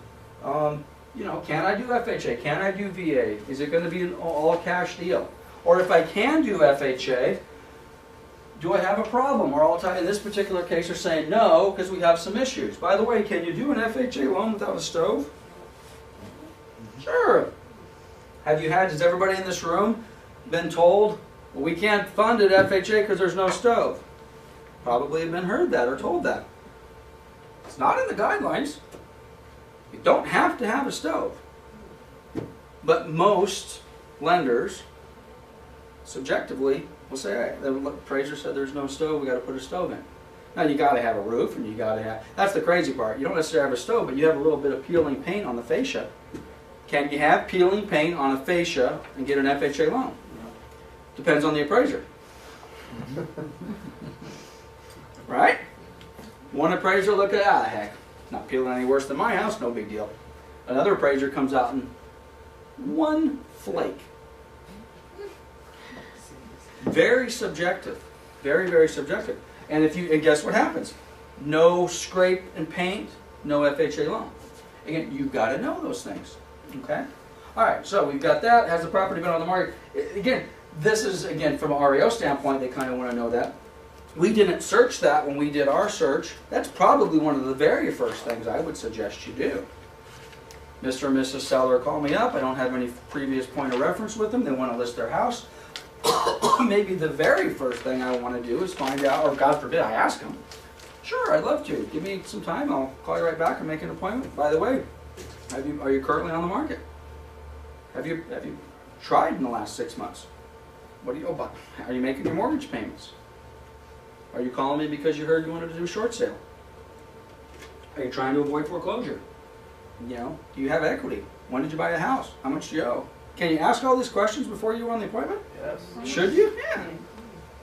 You maybe don't make them on the first call, but suppose you ask 1 or 2 questions and you're kind of getting that, why don't you just call me back and tell me what it's worth?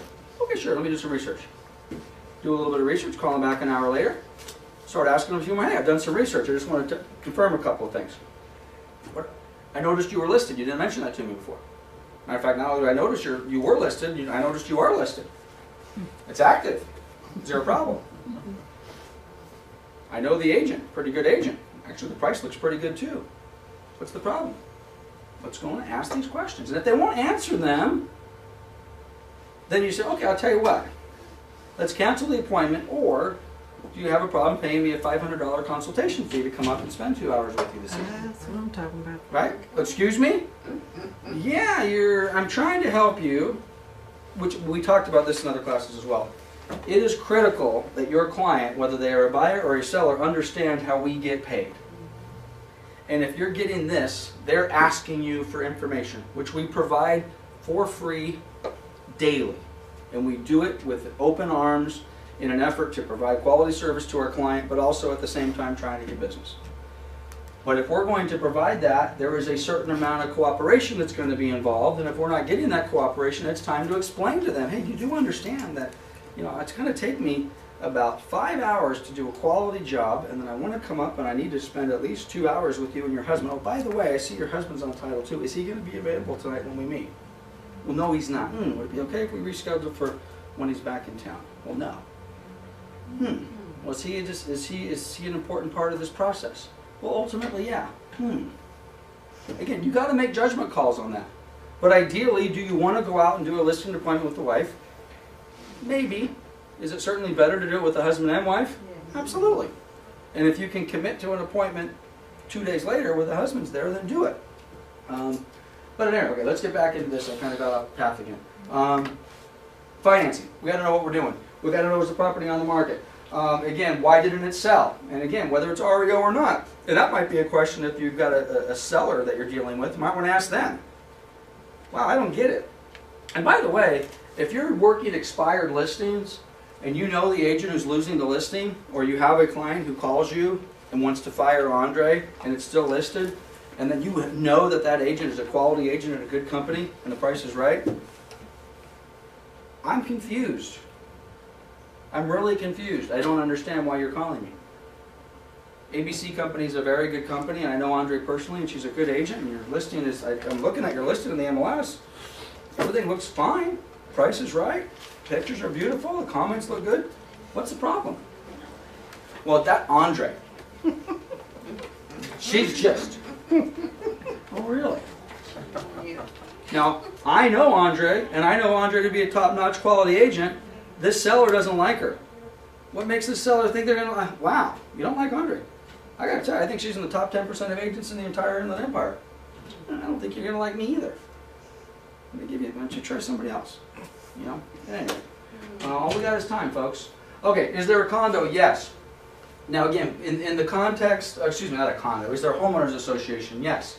I had to visit with my attorney this morning in San Diego. We are being sued. And we are being sued because we have yet again closed escrow on a property.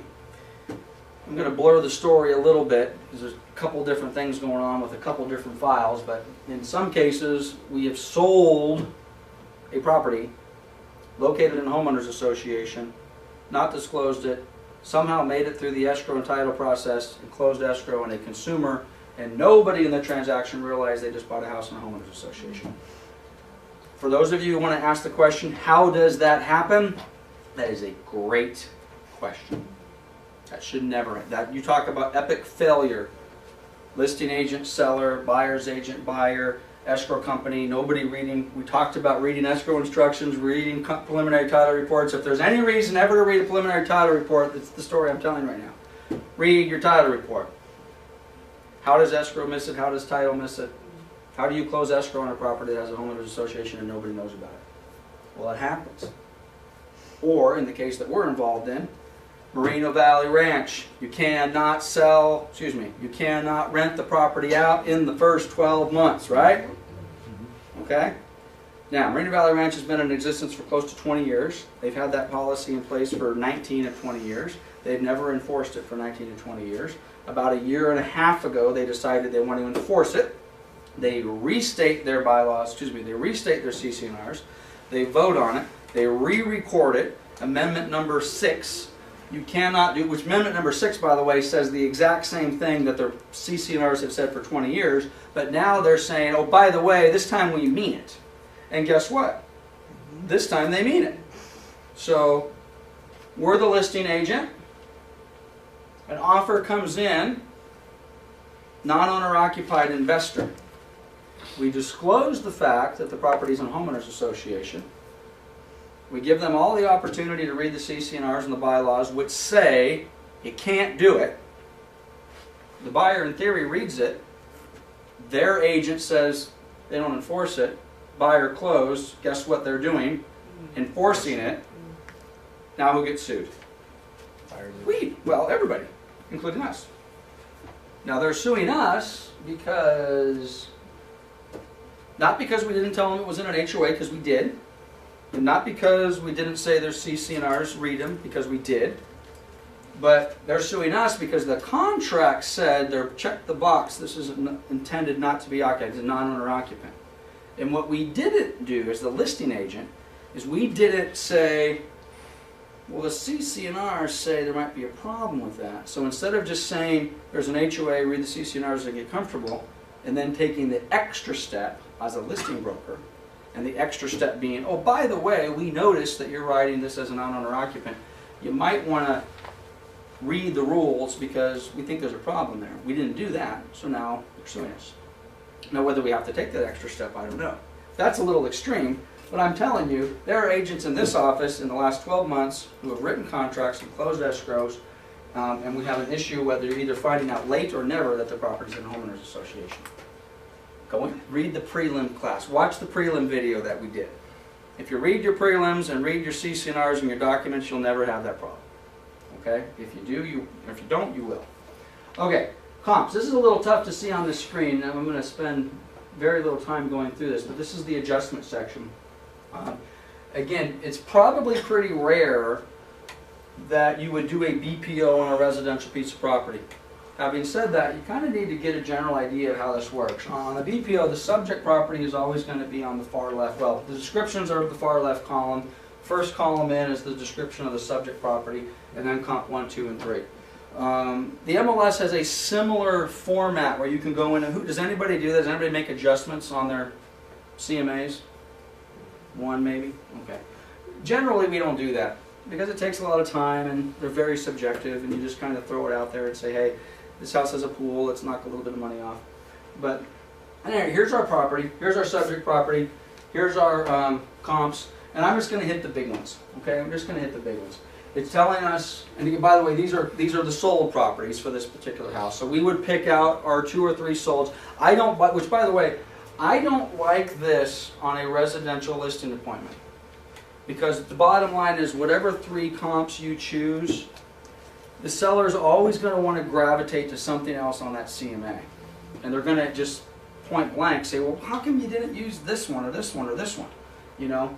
And you could, the response to that would be is, well, when the appraiser comes out, the appraiser is going to pick the best 3 comparable sales. I think that I've chosen the best 3 comparable sales. But normally it's just a standard CMA is probably sufficient. So anyway, this is when these sold. These were probably all within 6 months. Oh, by the way, to answer the question we were asking earlier, how long does it take to market the property? 26 days, 4 days, and 7 days. So why do we have 120 days up there? Okay. How long does it take? When was the property listed? When did it go pending? 26 days, 4 days, 7 days. So even as crappy as the market was, which is going to get me on a total rant, because you remember we had to fix the market in 2008 because everything was going to go to heck in a handbasket. Well, by 2009 we hadn't fixed anything. We were in the middle of moratoriums and we were selling properties like this. Give us the inventory and we will push it out the door and we will sell. The charts were going off the chart. Inventory was coming in, pendings were going in, solds were going out. Okay? But we had to stop that. But again, perfect. Again, this is, and if I was doing a BPO, I would look at this and I would go back and I would adjust that 120-day number, because we're obviously selling stuff pretty quick. What type of financing did we get? Cash, and conventional. Property suburban. Don't get too hung up on that. Suburban, urban, you know, rural, whatever. It is what it is. We talked about this in our prelim class. What kind of property are we dealing with? 99% of everything you guys are going to be selling is fee simple. We're very rarely doing leaseholds. Okay. If you have questions about that, go look at the prelim class. We already talked about that. The site. How many square feet is the lot? Pretty standard. By the way, there was no adjustments made on any of these. You probably could have made an argument that, and this is where you would make the adjustment, by the way, our lot size was 6,100 square feet. This one is 7,800 square feet. That one is superior. It's bigger. Okay, it's 1,700 square foot bigger. So if I wanted to make an adjustment on here, what would I do with this adjustment? Which, by the way, this house sold for 160. Forget about what ours is worth. This one sold for 160. So, if that lot is superior, what type of an adjustment would we make? Well, first of all, let's try to determine a value. Is this lot worth more than this lot? Yes. In theory, yes. Okay, well now it's the $64,000 question. How much more? Exactly. It's going to take some doing. Well, we got to go check some things out. Okay, let's just assume we can all agree that not a whole lot, but it's something. 7,500 bucks. Somebody's going to say, it's some kind of little cul-de-sac, a little pie, you know, a little bit more room. So let's just assume we think it's worth 7,500 bucks. So what do we do over here? Do we put a plus or a minus? Minus. Minus. Subtract out 7,500 bucks. So what we want to do is we want to subtract $7,500 from this price. So when we get down to the bottom, whatever the price of this comp is should match this comp. That's how the BPOs work. There's really nothing magical about it. In theory, you would do the exact same thing with your seller. You sit down with your seller. Hey, I really like this property on Red Bark. I think it comps very, very well. Generally, it's the same house. Really, the only difference I see is their lot's about 1,700 square feet larger than yours. If you were a buyer, would you pay them more for that? Ask the seller. Of course, they're going to say no. Okay? Well, be honest. Okay, well, how much? Well, I think the buyer would potentially pay $7,500 more. I made a $7,500 adjustment. What do you think is fair? And then if they say no, then make the counter argument. Is, well, should they pay more for yours? Why would they pay more for mine? Exactly. Well, it's smaller. It's less to maintain. At any rate, you're going to make an adjustment. Do you have a view? Yes, we have hills and mountains. Well, guess what? We have no view over here. Now you got to talk to your seller again. My view of the hills and mountains is better than no view over here, which, by the way, I think that's probably wrong. We probably do have a view on Red Bark that's like, probably are looking at the exact same hill and mountain that I'm looking at. But let's pretend that they don't. Well, what is their view? Their view is a block wall that goes 30 feet up all the way around their property, and you can't see any hills and mountains. Well, that would be a negative, right? So well, what's the value of the view? Value $7,500. So what do we do over here? Plus $7,500. Hey, guess what? That value you just lost on your land, you just made back up on the view. So that's how it works. It's very, very simple. Contemporary, and by the way, it is very simple. You know, now can these get really complicated and can they be a nightmare and the comps don't match up and it's non-conforming? Yes, there's, you know, a certain percentage of these things. I mean, Debbie and Vicky, they'll tell you. I mean, it's like, good God, why did I have to get this property assignment? Okay? But generally speaking, it's pretty straightforward. Quality of construction, almost everything we do is average. I mean, you get something that's, you know, most of what we're selling is single family stuff. Years, this can be challenging. I would say if you have a property that you're selling that it's 21 years old and this one's 15 years old and this one's 30 years old, I probably wouldn't make any adjustments for anything even close to that. Okay? This one's built in the 50s, this one's built in 2001. Okay, man, you're probably going to have to address that. Okay? And again, by the way, if you can find all comps that were built in the 50s, then that's what you want to use, right? Can you always do that? No, you're not going to be able to do that. Condition, this is always a fun one. Again, very subjective. Okay? And again, you'd better be careful if you're going to make statements like this in front of a real seller. Okay? Well, the house down the street, which is a model match to yours, we feel is in better condition. Now, if you feel that strongly and you can justify it, then say it. It's better condition, the carpet, the paint, the appliances, the lot size, the landscaping, blah, blah, blah. And we think overall that that's going to add $10,000 to that comp. And then your seller retorts back to you, are we talking about the same house? The one that's burned down, right? So you better know what you're talking about. Okay, bedrooms, bathrooms, square footage. You make adjustments accordingly. On this particular one, we made a square footage adjustment, 315 square feet, and we put a value on that and deducted $2,500. I don't know if that's reasonable or not. I will tell you, be careful when you come up here and you're going to start making, with that calculation, by the way, gets based upon that. Be careful based upon your cost per square foot numbers. You will find some dramatic shifts on cost per square foot, on how much you're going to be calculating. Sometimes it just seems to work really good, and other times you're like, wow, really? You're going to make that much per square foot? So you got to put some thought into that. And again, it can be very subjective, very, very subjective.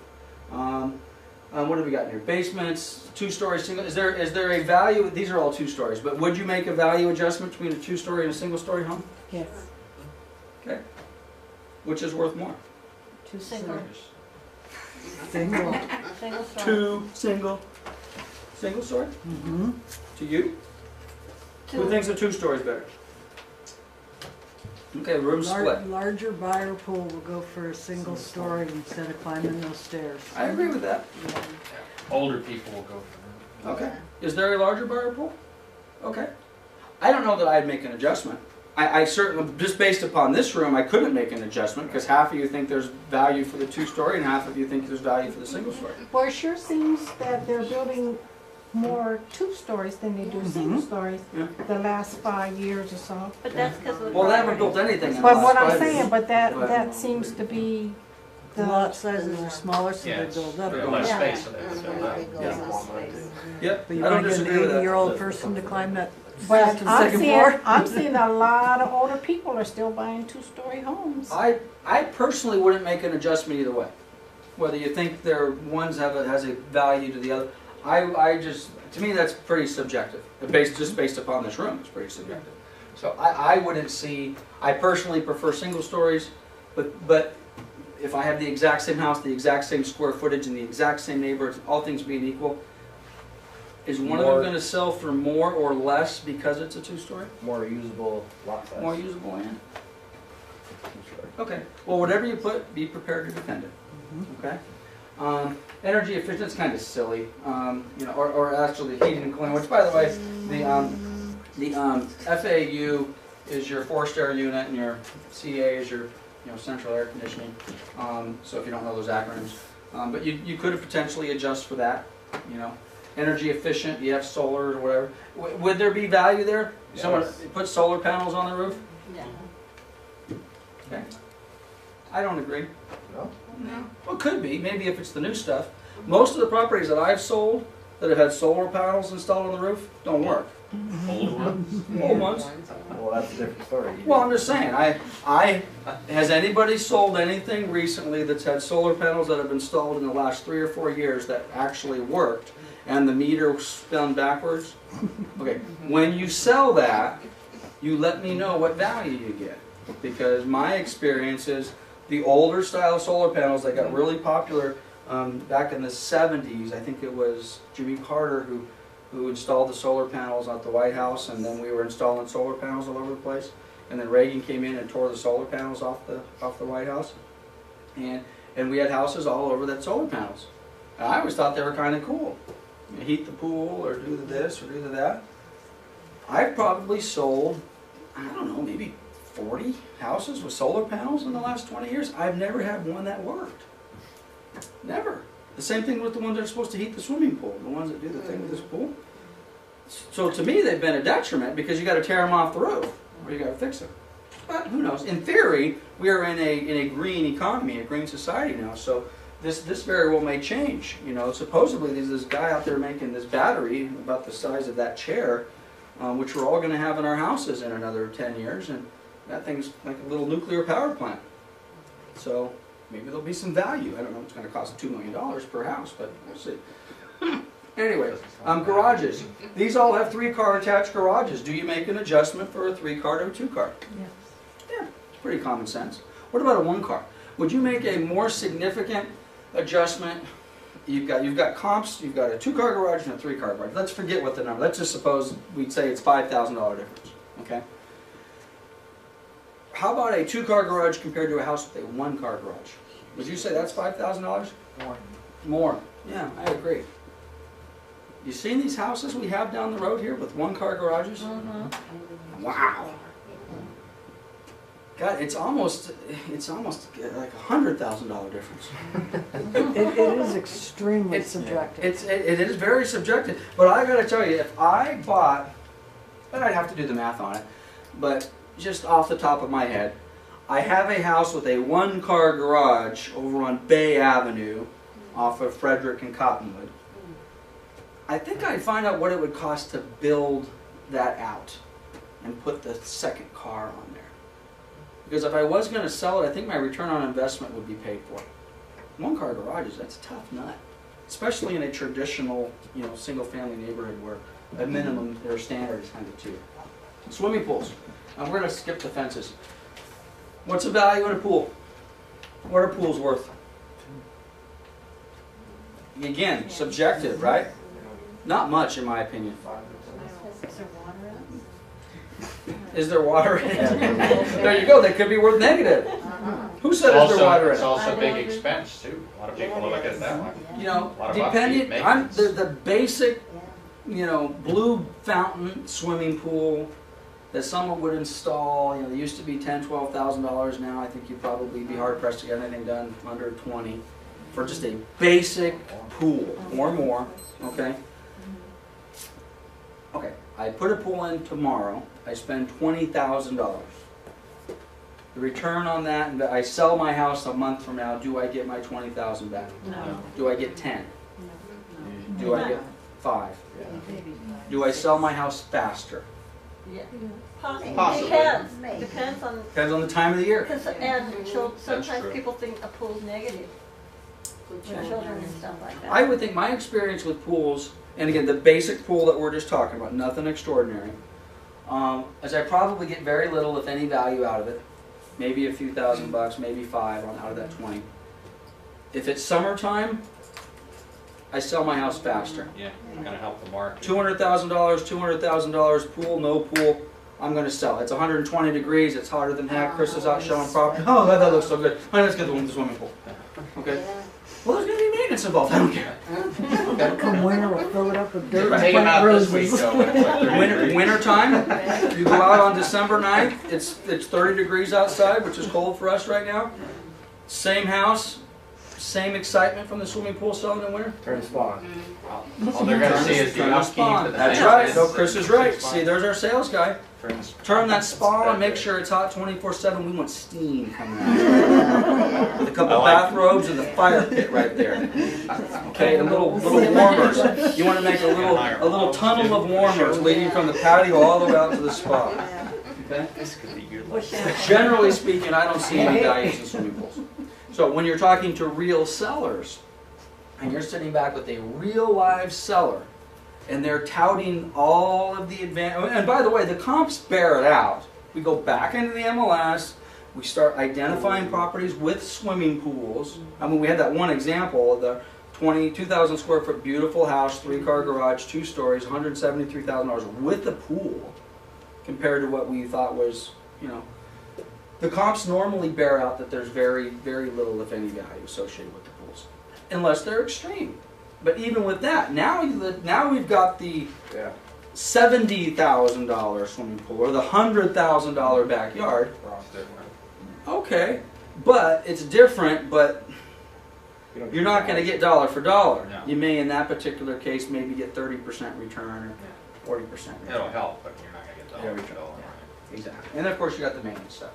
And then that also begs the question, is now with the property's REO, or it's not REO. It's occupied, but the pool has been neglected. It is abandoned. I mean, it's not abandoned. The sellers live there, but ugh. It's green. It's green or worse. What's worse than a green swimming pool? Empty. An empty swimming pool. Trash. Empty swimming pools are worse than green swimming pools. And I don't know this I've never experienced this personally, and I've seen a lot of empty swimming pools, but the theory is empty pools are not good. You've got the ground pushing against the walls, and you need the water in there to push back, okay? In empty pools, you get the cracks, and you get that sort of stuff. Any good pool guy will say, you never want to leave your swimming pool empty for any extended period of time. It's not good. So now you're selling a house, the pool, the seller, yeah, okay, it's been empty for 4 years. Ugh. Wow, could we have a problem? Maybe. Now, honestly, I've never seen pools like that just kind of disintegrated under their own weight, but it's happened. I've had houses that we've sold that the pools have been half finished, and they couldn't finish the contractor payment. And you know how much it costs to get rid of a swimming pool? A lot. Yeah, it's a lot of dirt. A lot. Finland, yeah. Yeah, I've seen it on TV. And you can't just fill them in, by the way. If you've got to punch holes in the bottom, you've got to pull a permit from the city. You've got to punch holes because it's got to drain. Because if you just fill it in, you don't. Then you get the swamp. Okay. You got to punch holes. You got to put gravel. You got to fill them in. You got to compact. You get all sorts of stuff. It costs a lot of money to fill. It costs $5,000-$6,000 to fill a hole. That's right. Correct. Okay, other market conditions. We said none. What other type of adjustments, market conditions that we might want to make in here? Now, we just arbitrarily came in here and said market adjustment, market adjustment, market adjustment. Big numbers. Look at that. Man. Look at 30,000, 13,000, 28,000. And we did one of two things. We were either trying to find a number, and the number we were trying to find conveniently corresponded to this market adjustment, or got to go back to the top of this BPO. We're in a depressed, declining market. Depressed, declining market is the equivalent of catching the falling knife, right? This is where if you were a seller in this market, and the market was as bad as the market was in January of 2009, did it get worse after that? Mm-hmm. And if you were a seller chasing that price reduction and missing it, that's your market adjustment. Could we, in theory, have the exact opposite of that going on right now? Our comps now seem to, and again, we're not here right now, but who knows? Maybe we're gonna see a new bubble, right? And things are now accelerating, not now, I'm talking hypothetically, They're now accelerating faster than what our comps are showing, and you could have an exact opposite. Now, would your sellers love that? Of course they would. This gets back to, let's rewind the tape, 2005. Everybody familiar with Dream Street track, right up the street? Mark Twain and, you know, not Mark Twain, anyway, up the street. Honey Hollow, there you go.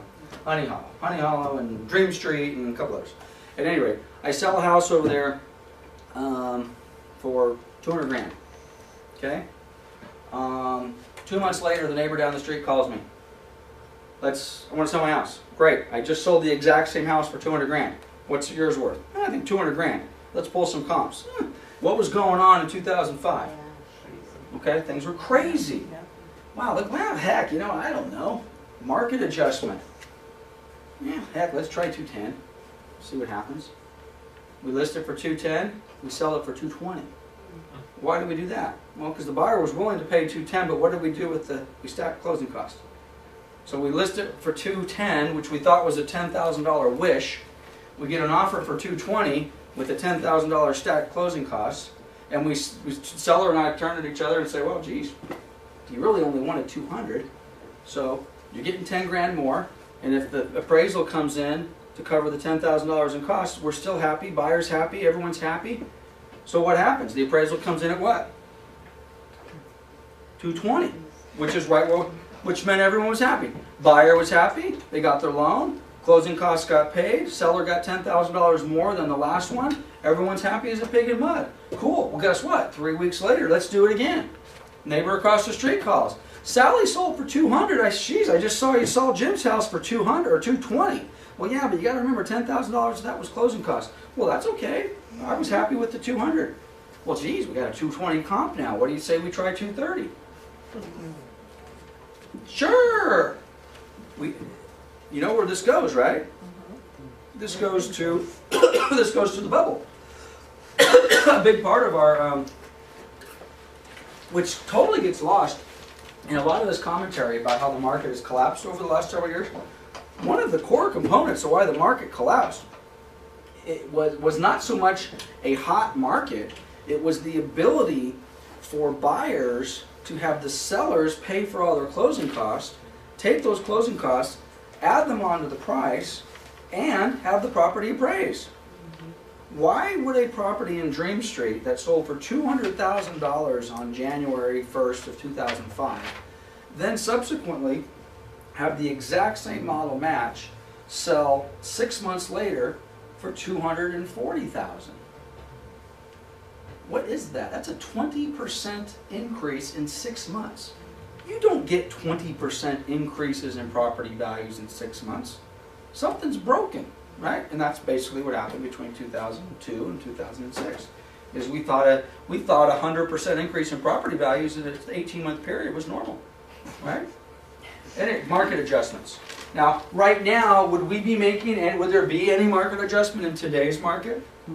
Going back to the broker metrics report, I don't know if they're still active, but if you go back to what happened to my mouse? You go back to the broker metrics report, which, by the way, if anybody has to leave, I understand. I'm going to go on for a little bit longer yet. But if you go back to this report, this is basically a flat market. This would be no market. We make no market adjustments. If we started to see some huge spikes over here, then market adjustment. Or some huge drops, either way, then you make a market adjustment. Market's flat, so you're not going to do anything like that. I will tell you, if you're making market adjustments and you're doing it for a bank, you better be prepared to explain it. Because they're going to ask you. And you better give them a really nice addendum that indicates all that. Strategy. What's our strategy for this particular property? Are we going to, and again, don't just think of this as a bank. You're now sitting in front of Mr. and Mrs. Homeowner. Our strategy is, we're going to sell it as is, which frankly most of your clients are going to want to sell as is. Are we going to do minimal repairs? Are we going to repairs? What are we going to do? Okay. Most traditional sellers are going to sell as is. Prepare them, however, even if they don't have the money. I know I need to do a new carpet. I know I need to do new paint. Okay, I don't have the money. I just can't do it. Okay, but can you get rid of the trash? Can you get rid of that couch? Okay? Pick up the dog. Can you pick up the dog? Can you cut the grass? Seriously, okay? None of us, I went through a listing out in our Claremont office 4 or 5, 6 months ago. $500,000 listing in Claremont. I think it's sold actually. If someone had spent a weekend, and not even 8 hours a day, Saturday and Sunday, if they had spent a total of 8 hours over 2 days with a lawnmower and a rake and a trash bag, this property would look fabulous, okay? But no, you know, so you got to talk to your sellers about doing at least the basics. If you do have clients that are willing to do repairs, it's not a bad idea, and by the way, by default, the longer you're in this business, the more experienced you will become in relation to rehabs, and you become a little mini contractor, okay? And the more background and experience or the more education you have in that regard is going to help you tremendously.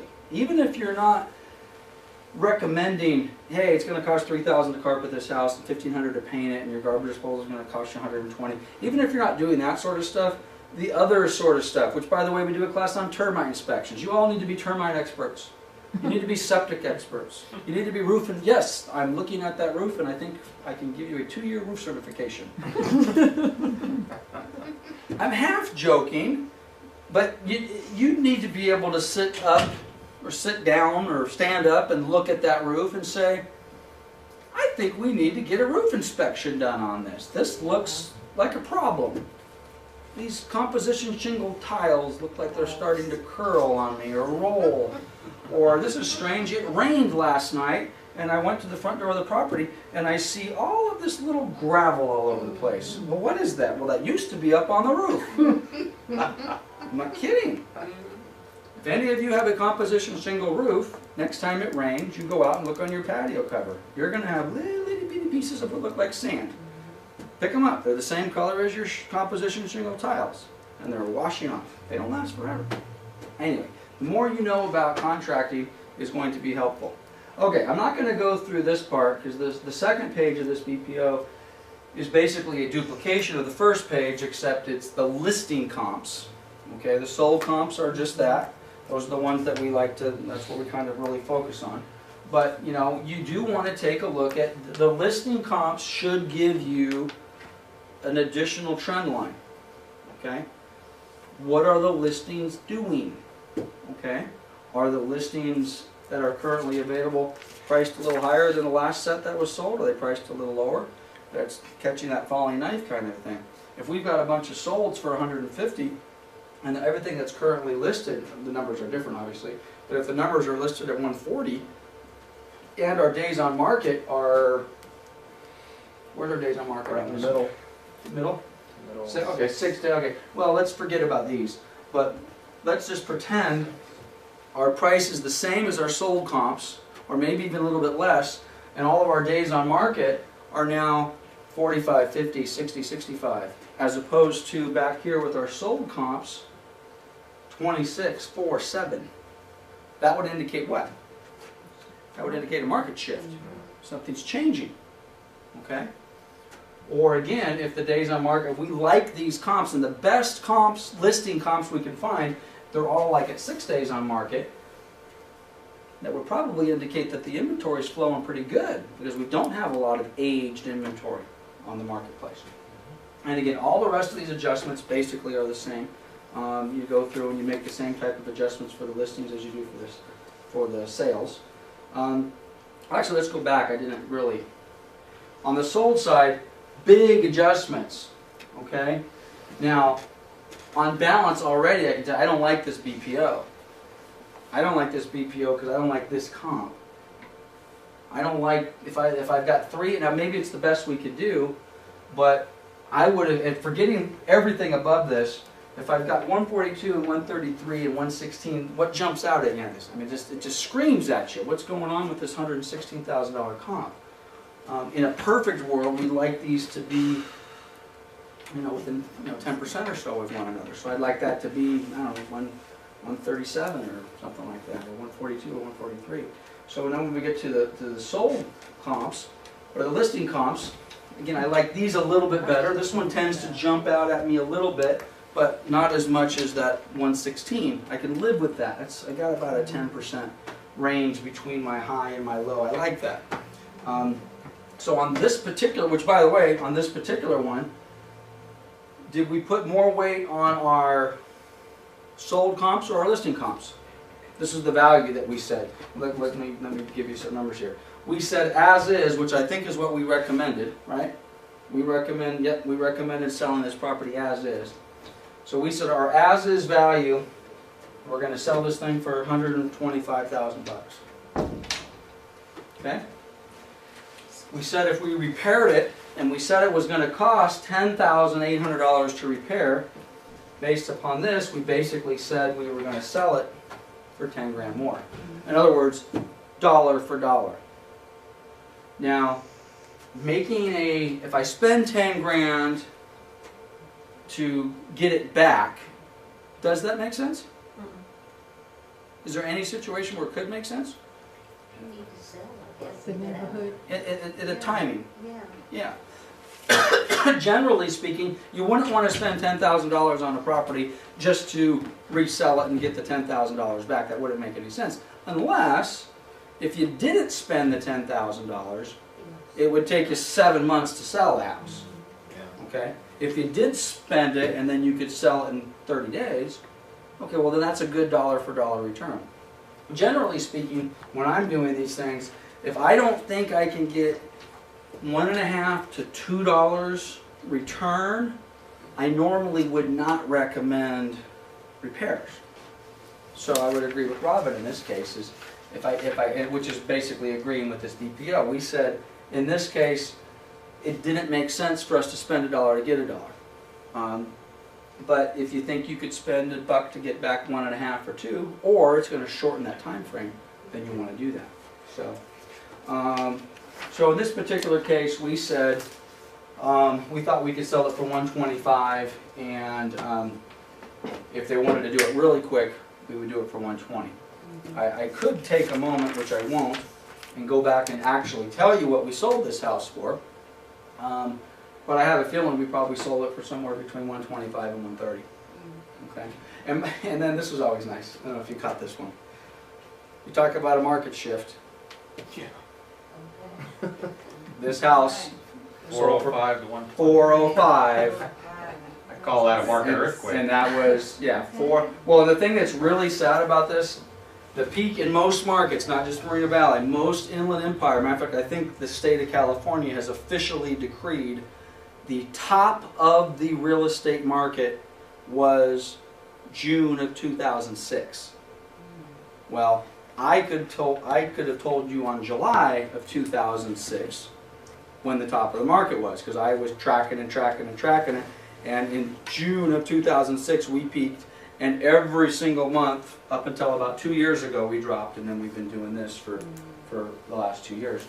But these poor folks bought literally 3.5, 4 months. They probably went into escrow right at the top and then closed in October. Now, having said, who in this room, this doesn't work for the video folks, who in this room was doing business in real estate in October of 2006? Okay, I've got a couple, 3 of you, 4 of you, okay? I gotta tell you, I was paying attention to the data, which really what this entire session is all about. This is all about absorbing data. And to be honest with you, if these poor souls had come to me as a buyer's agent and said, I want to buy this house and I'm willing to pay $405,000 for it, yeah. If they were my mom or my dad or my brother or my sister, I would have said no. And frankly, that's the same way we need to treat our clients, as if they're family. Yeah, that's not a good buy. Now the good news today, and we just made this great announcement, 30 days ago at our sales meeting, for the first time in many, many, many, many years, you don't have that problem. If you're representing buyers, you don't have that problem, because the values are such, not only does it make sense to buy today, it's a compelling argument to buy today. And actually it might even be the opposite argument. In some cases, we're talking about listings, You might go out to that seller who maybe does have some equity and maybe has held on, and they've now called you and said, hey, I'm ready to sell. You might want to now turn to that seller and say, boy, you've waited for all this time. Are you sure you want to sell now? Right? Now, let's face it. Most of the people we're encountering don't have that option. They don't really want to sell now. They're so far upside down it doesn't matter. But that small percentage of equity sellers, which right now in our market is 15%-ish. If you have an equity seller that comes to you today and says, I need to sell my house, or I want to sell my house, and you look at the numbers and say, wow, this house is free and clear, and you've owned it for 20 years, and you wrote it up, and you've been writing it down, what makes you think you want to sell today? I'm just tired. Okay. Now in some price ranges, I would say absolutely, you need to sell this today, because I think in the price range you're in, this big price range up here, you're in for a lot of hurt. I have a true story. Today, Lakeview Centermead condos. Lakeview Centermead condos used to sell for around $60,000, $70,000. They went up to $225,000. They're now worth what? About $50,000 to $60,000. I've had a seller who has owned this condo from day one, has no loan on it, called me today, wants to sell. It's an investment property. It's got a tenant in it. Tenant performs, produces income. But why do you want to sell? No, the market just beat up. Wow. I think that's a bad decision for them. Unless there's other factors. I mean, I got to have the money, there's a divorce, there's something going on. But if they're just selling just because they're kind of tired of the market, I kind of feel with those sellers the way I might have felt with this buyer. As much as I really want to list your house, are you sure you want to do that? Why don't you keep renting it? Let us rent that thing. Keep renting that for you. This is Take the listing? I don't know. But that's what I told them. I don't know. We're going to find out. So she's talking to her partner. Okay, just a few more minutes. I know we're going a little bit longer than I thought. And again, if you have to leave, go ahead. About another 15 minutes we'll be done at the This most. house sold 135 cash. Ah, 135 cash. Okay, so so in this particular case, we missed the mark a little bit. Well, did you repair it? No, I don't think so, unless Debbie's going to tell us that they came No, back I and ain't told us gonna otherwise. I'm still trying to learn the tablet. We originally were going to try to market it as is, but if we did repair it, we were geniuses, right? If we didn't repair it, then Heroes. well, if we didn't repair it, we missed it a little bit. We got a little too aggressive on our pricing, which given the market and the time and the place, it was understandable. I mean, gosh, man, we were flying by the seat of our pants. God knows what's going on. I mean, the Rome was burning all around us. So, okay, comments are critical. Normally on a standard BPO, you'd only just get a little bit of space to write comments. This is the type of stuff where the more the better, okay? We go ahead and we put this in, and then is this an addendum with more comments? Okay, we've got a little bit more comments down here about conditions and this and that and yada yada yada. I didn't pull this BPO up, so I didn't really look if it was a good example or a bad example. This is actually an old one. They don't even Okay. use this form anymore. Supplemental data. But it still gives Okay. you the basics. Okay. It's always nice, especially, and again, not so much necessary if you're doing this for a traditional seller, Mr. and Mrs. Homeowner. But if you're going to do the BPOs, they like narratives. Most agents don't like doing narratives because that means they have to think more and they have to type more and they have to put more into it. But if you could have a boilerplate narrative, the equivalent of 8.5 by 11 sheet, which then basically takes all of the market data. It's kind of a summary of this, but it's more in depth. It talks about the unemployment stuff we just talked about. Okay, go give a better explanation if you truly feel that employment is increasing. Then tell us why. Or if you take Robin's position where the numbers indicate that employment's getting better, but you think it's really not, then tell them why. Well, because of this and holiday and seasonal, blah, blah, blah, and I think it's just a charade. then put it in there. Make the argument. Now, asset managers, I will tell you, the one thing that they like, and I think sellers generally, they like people who will argue their opinion. You know, even if they think it's wrong, but they give them an educated argument and say, this is why I think this is doing this and why I think it's doing that, and they'll respect you for it. Okay, so on the BPO, I'm going to just close this out. I think there was just one thing I wanted to share with you, which, by the way, this guide, we're going to upload it to the website along with the video. It'll be there forever, so you can go back and look at this anytime you want. But this guide actually goes through, let me actually get to the BPO, and it explains all of these sort of stuff. This is their interpretation of it. You know, marketing time and the impact on value. Okay, what does that mean? Well, if the market's declining or increasing, how long does it take? Is it going to be positive or negative? All of this stuff is kind of described in here, and this is fairly absorption rate. That's what we were that's how many months of inventory is on the market. 2.8 months of inventory is on the market. That's the same. That's our month supply of inventory. Can be referred to as a market absorption rate. Same thing. A lot of banks, they like that stuff. Makes you sound like you know what you're doing. So when you do your little narrative, and you've got your BPO, and then you can say, per broker metrics data research, the absorption rate in this city is X, and the absorption rate in the Inland Empire is Y, and the absorption rate nationally is Z. Maybe that's going to give you a little bit of an edge. There's a couple. This just talks about some cost stuff. There's some adjustments and things I wanted to tell you about. I mean, this actually will go through on this. We talked about what kind of, this reminds me of real estate school. Does the property have a gable roof? Or which one is which, right? You remember that? Yeah. Good Lord. Hip roof. I mean, this is the stuff that they're trying to teach you in here. Property statuses, property types, what's the difference between a townhome and a duplex and a condo, and conditions, styles. There's a lot of good information in here. This actually was put out by the 5-Star Institute.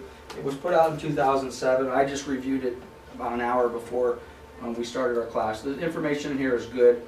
This actually, if you wanted to get the 5-Star Institute BPO certification, this is the course. I think it's $400 and it's 8 hours. So if you want the book, here's the book. If you want the certification, sign up. I think they do it online. I think it's less. But there's a lot of good information in here. Again, I don't want to focus too heavily just strictly on the BPO side. Having said that, if you're still chasing BPO business for the sake of doing BPO business, or you're chasing BPO business in the hope that it's going to lead to assignments, I will say the same thing with BPOs that I would say with traditional sellers. If you have a listing appointment and you do a rush job on your listing package and your presentation, the seller is going to pick that up, and chances are they're going to look elsewhere. If you do the same thing on a BPO, you may get paid the $45 to do it, but my suggestion would be is if you're going to do it at all, whether you do them for free or if you choose to take the $45 to do the BPO, you need to do a rock star BPO or don't do it at all. And the main reason I would say that is most of the time, well, not most of the time, depending upon the client who requests the BPO, at times that BPO will end up in the hands of the asset manager who has that property listed. And this has been my philosophy and it will never change. If I am the listing agent, I have been assigned the listing, and I am actually the one doing business and going to get paid to sell this house, and I have given my asset manager a BPO. And Andre, somehow, somewhere out there in the world of BPO assignments, has picked up a backup BPO or a second BPO, and maybe you didn't even know who you were doing that BPO for. But now Andre's BPO is now sitting side by side next to my BPO. And the asset manager says, Lance is my agent and he's my guy, and been doing business with Fannie and Freddie for 20 years, and wow, look at this, this is great. And I'm going to take a look at the second BPO. Huh, who's this lady? Wow, look at this. As great as I thought Lance is, or maybe not. Lance is, you know what? Lance is getting a little bit lazy at this BPOs. Lance is getting a little complacent with his BPOs. The comments are getting a little shorter, getting a little sloppier, not quite as crisp as they used to be. And then all of a sudden this lady who doesn't even have a Fannie Mae account or a B of A account or an outsourcer account, who got paid $35 to do this BPO, now has done this beautiful narrative BPO. You know where the story ends, right? Asset manager said, who in the heck is this lady and how do I get a hold of her? Oh, well, this must be her phone number right here. Bling! Now, I don't know for certain, but we've picked up over the last 4 years somewhere in the neighborhood of 15 to 18 new outsourcers or asset managers over the years. Some of them have turned into great business, and some of them have been, 1 or 2 assignments, 1 and out. Okay. I would venture a guess that at least a few of those came to us specifically because our BPO was better than the BPO that they were looking at here at the assignment. So, having said that, BPOs are not the type of thing where you do 2 or 3 and you're an expert. Just like listing presentations, and just like going into the MLS, and even I haven't done this in a long time, so where am I? I struggle around here a little bit, okay? For most of you, this is your full-time gig. You should not be struggling with this at all. You should be doing these, which by the way, you should be doing these just for giggles, okay? You're going out and we'll end the class and we're going to tie into a little bit of a prospecting class. We're going to do a class on, I think we talked about open houses and expired listings and so on and so forth. Let me see if my connection is still, I'm sure my connection is dead. Of course it is. At any rate, let's forget about that. Let's just pretend I have no business. I have no business today. Okay? I have no open escrows, I have no listing appointments, I have no buyers I'm working with. So what do I do today? Well, I go out and I go prospecting. What am I going to prospect for? I have no idea. Okay? Let's take the low-hanging fruit. Okay? Let's go to the newspaper. For sale by owner. For rent by owner. Yeah, sure, go get the for rent by owners. An expired listing. The notice of default list. I don't know. You take your pick. Whatever sounds good to you. Okay? Go out, knock on a door. The listing is expired. Would you be interested in listing with me? No! Bam!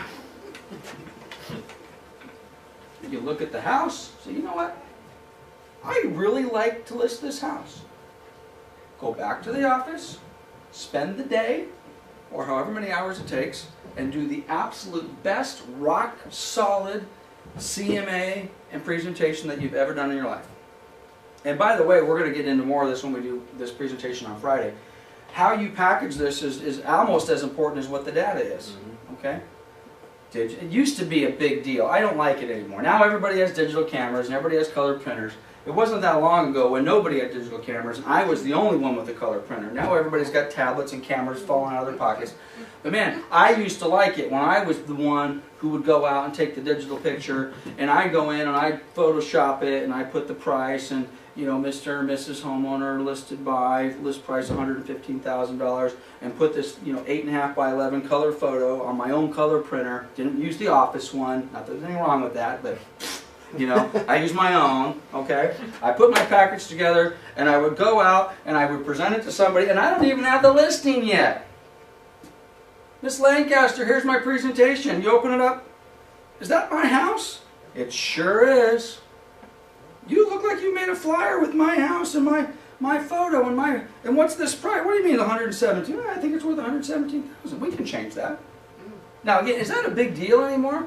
Everybody can do that. I will tell you, most people aren't doing it. When I was doing it 10 years ago, I thought I was the king of it all. Okay? And my sellers loved me. I would do my presentations, I print them out in color. I'd go out and I got to tell you, I'd go out and head to head, and I'd see other presentations. I never saw any printed in color. Now they're all in color, okay? Which means we got to be just that much better. So But you need to do these. You need to do hundreds of them, not just 2 or 3 or 4. Hundreds. Okay? Thousands. Well, in 20, this should be everybody's goal, especially if you anticipate I'm working at all on the listing side of the transaction. If you're going to focus more on the buyer side, then maybe you can pare this number down a little bit. But somebody do the math. If you're not doing at least 2 to 5 full-blown CMAs a week, for however many weeks you plan on working next year, I think you're lazy. Do 1 a day. And by the way, the first week, yeah, they're going to be hard, and it's going to take you all day to do them, and then you're going to give up. Well, this takes too hard. 6 months in, you're going to be spitting these things out. Truly, you're going to be doing good quality jobs, and you're going to spit them out in 20 minutes. You could do 3, 4, 5 a day. Okay? Was talking about an agent who I'll remain nameless because we're on tape. Talking about an agent who's been in the business, is a Riverside agent, good agent, terrible reputation, but basically a good agent. Not really liked very well amongst his peers. Okay? But I got to tell you, one of the reasons he had such great success, and still to this day has such great success, is he's a hardcore prospector, and he does full-blown CMA prospecting presentations on properties that he doesn't have listed. He puts them out by the dozens. Okay, he sends them out to these people, expired listings. Okay, and again, I know the market's different, but he sends them out to these people, and the people are looking at him and are like, "Who is this guy? And what is this thing that he's given me? I've been listed with this agent for 6 months, and I can't even get a postcard out of him. This guy doesn't even have my listing, and wow, this thing must have cost $100, and it's bound and got the spiral on it, or got a little whatchamacallit thing and color photos. It's good business. So anyhow, really the follow-up to this, which is part 2 for the most part. We're going to tie up some of the marketing stuff, and then we're going to put it in a package, and then we're going to do the actual seller listing presentation. We should do it on Monday, but we're going to do it next Friday. So, anybody got any questions? I have a question Yes. on the BPO, Yes. where you have 30-day normal marketing time. Okay. I was curious, how would you put the price that you would say it would sell for, and then you have the 30-day quick sale? It's like... Well, this is the deal. In theory, when you look at, I don't know if I have that BPO, let me see if I can get that back up. In theory, most, well not most, if you look at the Fannie Freddie BPO form, it's basically the same. Debbie said there's been some changes, but the changes are more cosmetic than anything else. Oops. If you go here, It seems like you should have a different price for each one, and if they're Right. like 30 days, I was just curious. well, this is kind of standard, and correct me if I'm wrong. They still want the 90 to 120 day marketing window. Okay. They're looking for the 90 to 120 day marketing window. This is really, a 30-year mentality. For as long as we've been, and again, you got to remember, our market's a lot different. It wasn't that long ago. You would take a good listing. You would tell the seller, this property is worth $175,000. Well, how long do you think it's going to take us to sell it, Lance? I don't know, 3, 4 months. Okay? You didn't get, 30 offers in 3 days. You'd be on the market for a month or 2 or 3.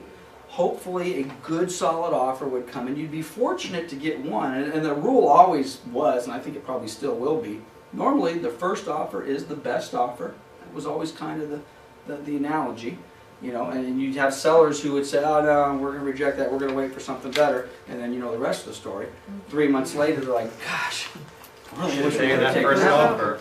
Yeah, I know, I forgot, I wasn't But- thinking, People that's I happening. forgot about the 120 days. Yeah, that they but had. generally that's what they're looking for. They're looking for what is considered a normal marketing time, which is ironic because on all of the bank-owned stuff, they want a 90 to 120 day market price. But if you don't get it sold in 30 days, they're kicking the starch out of your price. They're never going to leave it on the market, right? Yeah. Never going to leave it on the market for 3, 4 months at that price, which is kind of silly.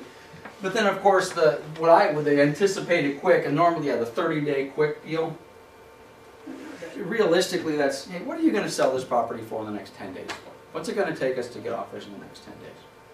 Now, having said that, when you're dealing with the banks, I don't know what the initial list price on this was. Debbie says we sold it for 135 or whatever, but it wouldn't have surprised me if this property would have been listed for 145 or 150.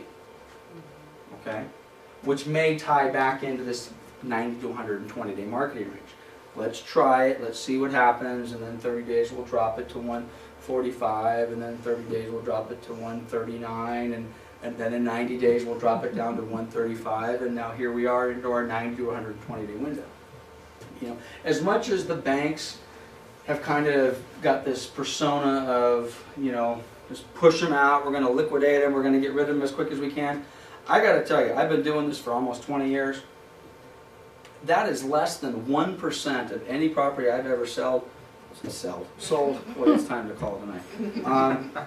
Of any property that I've been participating in as a listing agent, the banks they're just like the regular sellers. They want top retail. They want top buck. You give them a price and they list it 20,000 over. Right. Which in some ways, and again, as frustrating as it may be for me sometimes, I'm like, you know, come on, you know, we told you it was worth 130. What is this nonsense? But it's understandable, especially with Fannie and Freddie. I mean, that's us. That's taxpayer dollars. You know, I mean, just think about it. And there's some cases where this is true, and you just want to pull your hair out. But if the house was worth 130 and they were listing it for 100, well, there's a problem with that. For a bunch of reasons. Number one, it kills the market, and number two, I mean, you're leaving taxpayer dollars on the table. But I've always found the banks, in most cases, to try to get the top dollar return on their properties. There's some banks that obviously, you know, are more aggressive. A lot of the IndyMac stuff that you know, I mean, if you want to get a good deal, you know, I think a lot of the IndyMac, which we don't have any of. You know, I'd love to be an IndyMac agent, but if you're looking for investments, a lot of the good properties out there that are being sold quick, down and dirty and cheap have IndyMac labels behind it. It's hard not Or to. Aquin as well. As a Yep. listing agent, it's hard not to want to give your BPO price lower, knowing that they're going to spike it up. Well, and I'm telling you, you better be careful with that too. If if you're doing that and you have an account, you're not going to have it very long, because we get I'm embarrassed to show you, but we get scorecards on everything under the sun, and one of the things they'll score us on is BPO price to actual. And I got to tell you, if as a percentage of your inventory, if your BPOs are coming in here and you're actually selling it up here, that's not a good thing to have on your scorecard. Oh, absolutely. Yeah. Absolutely. The bank is just like your seller, and you have to do your due diligence for them and try and get them the best bang for their buck. Yep. Absolutely. Yeah. And quite honestly, the exact opposite is also true, and it's you know, it's hard to calculate this, but you know, if you're getting if just take Fannie for example, I feel so close to them, but if you look at your Fannie stuff and their internal appraisals are 100,000, and for whatever reason you're either lucky or good, and you have a consistent streak where the appraisals are at 100 and your BPOs are coming in at 110 and you're selling at 110, man, you get a gold star for that. Okay? Now that's tough in this type of market environment, especially, you know, now we're saying, well, geez, we think the market's improving and we're going to be aggressive, and we want to tell our client that we think we can do better. And again, when you go back to that one broker metrics chart where the prices are flat, and again, we're talking Moreno Valley, and we're talking for all intents and purposes entry-level buyers, okay? But at some point, what's going to happen? We are going to see some creeping up. And if our BPOs don't start to reflect that, the scoring that we're going to get we're going to get hit. We're going to get hit big time. And as a listing broker, or again as an REO listing broker, or as a regular seller broker, the inclination is to try not to do that. The inclination is to try, no, let's be reasonable. You know, we don't want to. You know, what do you mean we're going to sell it for 5% more? You know, let's not do that. Well, guess what? You get caught on the wrong side of that. Your sellers are going to be upset with you, and well. In closing, we'll talk about this at the listing class. Setting prices we talked a little bit about, we don't want to list it too high and sit on the market and waste our time. Just as bad, if not worse. You've now, well, let's go back to our Via Appolina property. We are thoroughly convinced that property is worth 135, 140. We convinced the seller, let's do that. And they say, great, 137.5. I got to tell you, the worst possible thing for you, you put that property on the market on a Friday, and on Sunday night, you're calling them up. Huh, I got 8 offers. What? Yeah, I got 8 offers. What message did you... you sent that message that we talked about earlier. Oh, okay. Yeah. I know how you guys will work it. You just want to list it so you can sell it real quick and get a commission. You don't care. We obviously listed the price too low. Did we list the price too low? If you have 8 offers in 2 days, is the price too low? Probably. Maybe not, but probably. And I guess the buyer and the appraiser will tell, because if a few of those offers are above list price and cash and large down payment conventionals, and the next thing you know, the appraisal comes in at 149, who are we to say? Yeah. We just lost face with our client. Okay. Place you need to know this stuff. Which, by the way, in a different class, a different time, let's go back to our Tanata property. Let's suppose this property now expires, which, by the way, we're going to have more and more expired listings, okay? When it expires, what happens to the seller's phones? And I know it's more difficult because the phones aren't in the MLS anymore, but if they do get a phone number, they're going to be called. At a minimum, they're going to get people knocking on their door, and they're certainly going to get people sending them letters, okay? Whatever method you end up contacting that particular seller, are you going to be in a little different position than everybody else who's contacting that seller? You are absolutely going to be in a different position because you now have a point of reference and you've already contacted this person. Hey, Mr. or Mrs. Seller, Lance Martin of Coldwell Banker Pioneer Real Estate. Not sure if you remember me, but as you recall, I think I was the very first agent to preview your property when it was on the market previously. I now see that it has expired. I'm in the neighborhood all the time, yada, yada, yada. You're a little different than everybody else calling because you already have established yourself as the pro. So we're going to talk a lot more about this as far as how you can use this information to farm for open houses and prospect for listings and buyers and all sorts of stuff. But getting back to the whole point of this class, which is setting property values, the more of that you do, the easier this is, okay? Because if you already know all that stuff, when you go to do this, this is just more of a reaffirmation of what you already know. This is just the proof behind what you've already told the seller, okay? And how nice is it? Which, by the way, we're going to do this as preparation for a listing appointment, and you need to have a hard copy printed and bound and beautiful and color and photos and all the rest of that stuff that you can hand to your listing presentation. But in my opinion, if you're not taking your laptop or your iPad or your tablet with you and doing most of the search in front of your client, you're missing the boat. You need to be able to sit in front of your client, hard copy in your briefcase, ready to go, say this is what your house is worth and this is why, let me take a few minutes and run this search, and then they're going to, ooh, okay, that's great. And then you're going to have your leave behind piece if you don't take the listing. But then everything you just did and you showed them live, you're now going to be able to leave. Oh, by the way, everything we just did, here it is for your review tonight. Oh, by the way, when you're reading that tonight, make sure you read the entire listing agreement that you just signed. Okay? All right. So let's take this property, and we're back in the MLS, and this is how I do it. Again, there may be people in this room that are a lot better than I do, but I'm going to do a couple things. First of all, I always start looking at actives only. Okay? I want to look at active properties, and we're going to use that same general area that we used before. So I'm going to come up here and do a map search, and we've got a property, 0181, Appolina, Moreno Valley.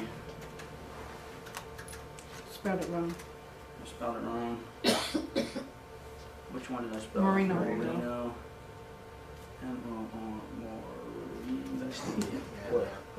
Tricks with my eyeballs. think that's good enough. Okay, so here's our property, here's our map, all right? I'm gonna, now I want, again, I have to know my area. If I don't know my area, I'm wasting my time, right? I have to know where this property is, located, and what sort of comps I want to pull. So, which makes this increasingly difficult if you don't know what we just did. Now again, here's our subject. This is Sunnymead Ranch. This is Hidden Springs. This is south of Sunnymead Ranch. We don't want this. So the beauty of our new system, of course. And by the way, if you guys don't know how to do this, then you need to take an MRMLS class. Because this is pretty basic stuff. And I'm certainly no expert on it. But, okay, that basically is what I want. Okay? Now, we might want to make an argument, if you're really familiar with that chart I just drew. Are you sure you wanted to do Hidden Springs with that, Lance? And it looks like you also maybe got a little piece of that stuff up there in Ritchie Canyon, not Ritchie Canyon, but that Pigeon Pass North area. Yep, I did. I got some Hidden Springs in there, and I might have had 1 or 2 horse properties. But you know what? When I run my search, I'm going to know that, and I'm going to say, forget that one and forget that one, because these aren't ones I want. Okay? So, and if I don't know that, I'm setting myself up for trouble.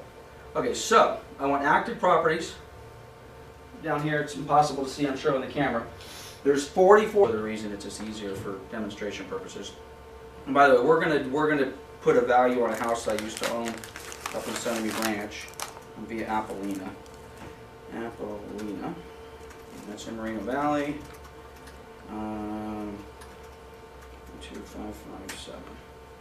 Okay, we're going to locate it here. And by the way, we are just in the standard CRMLS search. Okay. By the way, if you haven't seen or taken the class for the Realist Tax 2, we're going to spend a little time on it today. It's absolutely slick. I mean, it is fantastic, and frankly, I have a feeling a lot of you and our agents are going to spend more time in Realist Tax than they actually are in the regular MLS. It's got some really nice, slick features, which kind of tie hand in hand with, as a matter of fact, let me change gears here a little bit. I'm going to basically do the exact same thing I was going to do in the CRMLS, but I'm going to do it in Realist Tax, and I'll show you how cool this is. Hopefully. By the way, this is totally dependent upon our internet connection working. Everything we're going to do today is going to be online. So if our internet fails, which I thought it was about to, we're going to be in big trouble. Okay, this is the new Realist Tax. It's very map driven. It's kind of slick. I'm going to type in that same address I just typed in. 10181 via Appalena, Moreno Valley, and California. Yeah, that should be sufficient. Okay, it's going to do a map search. It's hopefully going to locate the property that we're given. Actually, it gave me the property details, which is not what I wanted. I wanted to go back to those. Okay, I want to go back to the map. Okay, here is the map. I don't know if I can read. By the way, if you're familiar with foreclosure radar, the Realist map, I think, actually uses the same engine that powers foreclosure radar. I'm seeing a couple of people's head nod up and down. It looks almost exactly the same. Okay, and I apologize in advance. I'm using my notebook. The screen is very small, so you're going to see some small data. But anyway, this is the house in question. It's in Sunnymead Ranch. I'm going to do a couple of things, and I'm going to take my map search, and I want to blow it out just a little bit. Okay, probably totally impossible to see if you're watching it on the video, maybe hard to see if you're in the room. But first of all, you need to know your locations. You need to know where you're selling houses. If you do not know where you're selling the house, you already, what should take 5 minutes to determine value, or maybe 2 hours to determine value if you're somewhat familiar, could take you days to determine value. Because if you're not familiar with Moreno Valley, the difference between the north and the south and the left and the right, If you're not familiar with the difference between Sunnymead Ranch and everything south of Manzanita, if you don't know the difference between Sunnymead Ranch and Hidden Springs, okay, if you don't have all of these little nuances in play, you are already in big trouble, okay? And what will end up happening, I'll give you an example. This is by the way, all of my examples are real life. I'm going to apply it to this particular map, although the example I would want to give you was in a different location. I had a seller, let's just say for example, who says, I have a house on Village and I want you to send me a listing presentation. Okay? So, I, with one of my trusted assistants, which by the way, you better be careful if you're going to have a trusted assistant pull up all your CMA stuff and send it out without you looking at it. Okay? They pull up a CMA, which is what we're going to do, and they send out a list of 45 comps, actives, pending, sold. And we say, based upon the following properties, we think your property is worth $150,000. Okay? The problem with that is and we email it to them because this particular client's out of state. I get an email back basically saying, thank you very much, Lance. Not interested in any more information from you or your company because obviously, I'm paraphrasing, you don't know what you're talking about. Ooh, okay, that kind of hurt. And the reason that I didn't know what I was talking about is because they pointed out, and to use this as an example, again, if you're familiar with this map, is there a difference between north of this street and south of this street? Yeah. A significant difference, okay? If you're north of Manzanita, you are in Sunnymead Ranch. If you are south of Manzanita, you are not, okay? So in this particular example, the client that I was trying to gain their business was in Sunnymead Ranch. I sent them, my assistant with my name sent them a CMA, which had a whole bunch of Sunnymead Ranch and about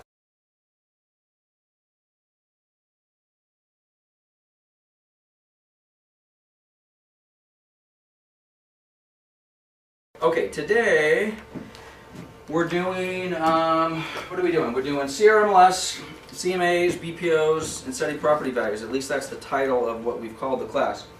Having said that, like everything, we just did 4 different sessions on writing and offers, and escrows, and prelims, and presenting offers, and all of those classes tie together into kind of one molded, concept.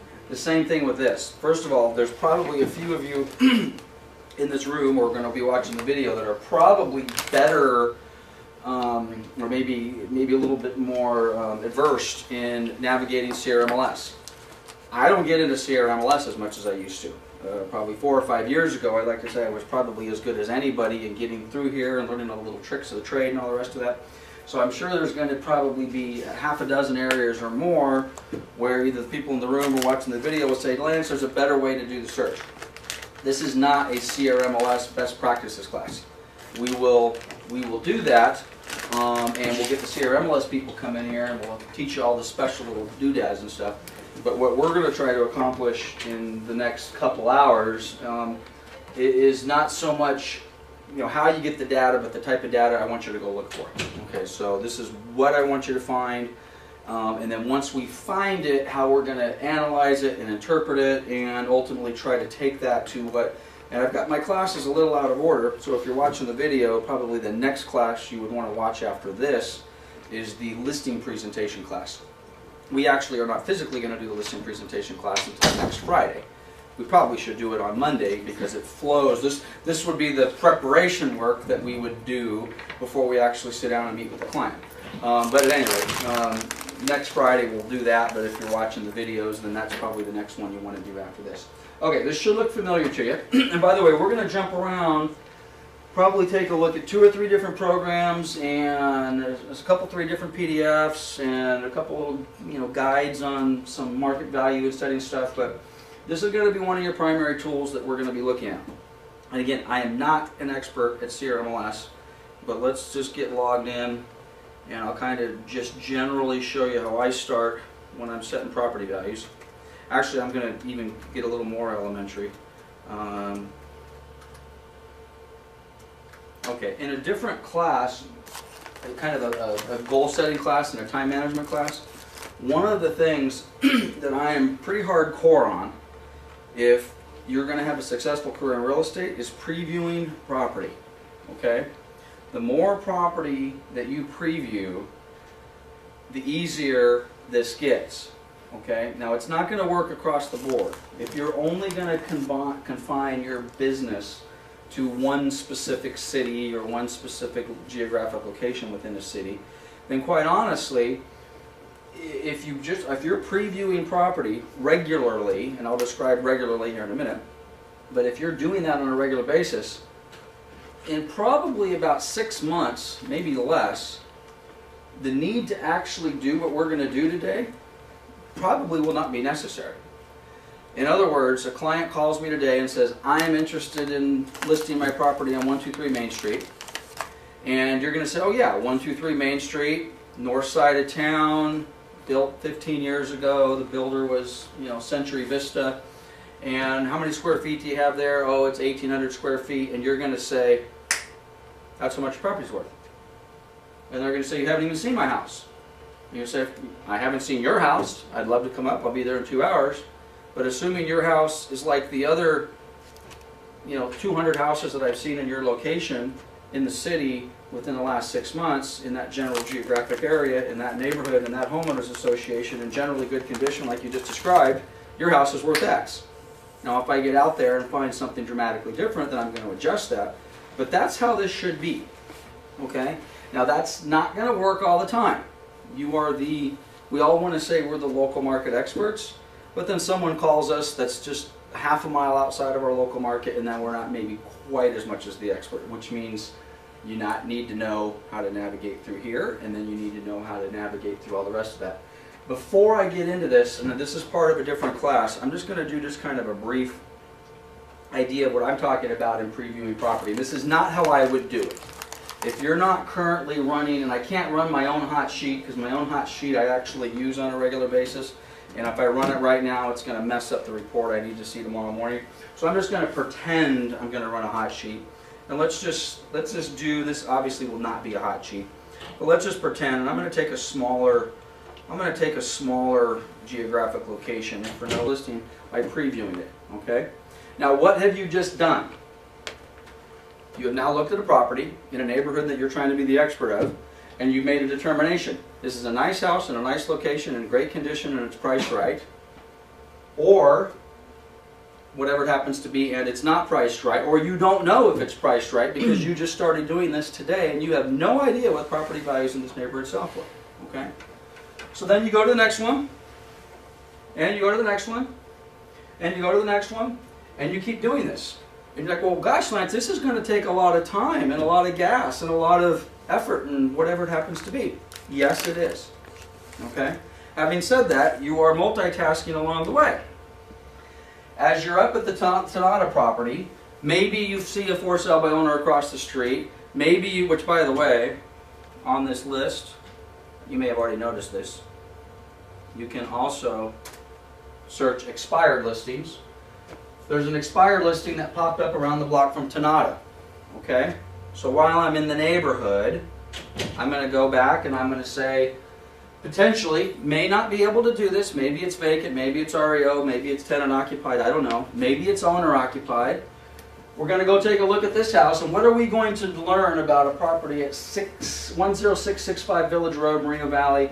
That's a 4-bedroom, 2-bath, and so many square feet, listed for $145. What do we know about this property? We know it won't sell for $145. How do we know that? Because it was listed for $145 and didn't sell. Right? So, now we're going to lock that in the back of our head, and we've learned something about what possibly will and won't sell. We now can compare this house to this house, and we can kind of make a little bit of an idea. Then, as we run our daily hot sheet, maybe we want to run the pendings. And I want to take a look at pending listings. Okay? The pendings are now in yellow. Guess what? There's another one right across the street from Tonata. Now, in theory, if you've been doing this for a while, before this property on Tonata here that's pending, went pending, it was what? Active. And when was it active? A month ago, 2 months ago, 3 months ago. And who was knocking on their door or calling them 3 months ago and saying, Hey, 23625 Tonada, my name is Lance with Coldwell Banker Pioneer Real Estate. I see your property just came on the market today. I'm interested in coming out and taking a look at it. Can I make an appointment to come by today between 1 and 3 o'clock? Why? Do you have a buyer? No, I don't. Well, I'm already listed. You don't understand. Man, maybe your agent didn't tell you about this. I'm out previewing property. I want to see what the inventory holds. So now I looked at this property 3 months ago. I now run my hot sheet when? Today, and it pops up pending, so it went pending within the last couple of days. And now I can potentially draw a conclusion.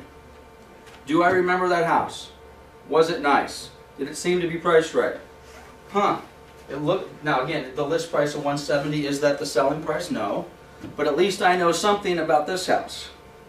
This house with the list price of 170 appeared at least to attract somebody that said, I'm willing to buy this house. You get the idea where I'm going with this? Now, one thing on the realist tax, it doesn't look, so maybe I do have to go back into the MLS. It doesn't look like it's giving me, oh, it is. Take it back. Solds. Okay? Oh, and by the way, the default on these, if you can't see this, is give me the solds and the expires in the last 3 months. So now I want to see the solds. You want to do the same thing. Now you run your hot sheet for the area you want to be an expert on. You try to get this screen to clear. And go away. And did I get my solds on there? You see anything in red? I don't see any red. I unchecked it? Mm-hmm. I unchecked it.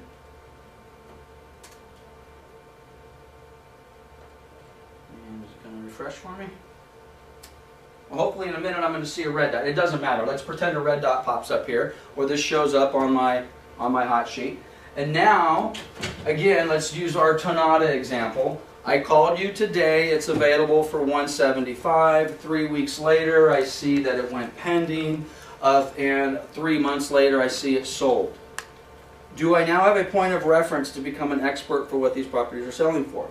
Does this take a long time to become an expert? I'm telling you, you may think it does right now. It doesn't. If you preview properties every day, okay, and you don't have to, and again, we're looking at one small segment of a huge marketplace, okay? You don't have to completely focus. I mean, do some cherry picking. I'm going to east side, north side, west side, south side. I'm going to do maybe more stuff in Riverside. I don't care whatever it happens to be.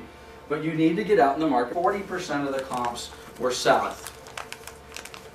The seller knew the difference between these and these and wanted to hear nothing about any excuse, which would have just been that. It would have been an excuse. The excuse I could have given was, hey, we did a radius search, which is what we did.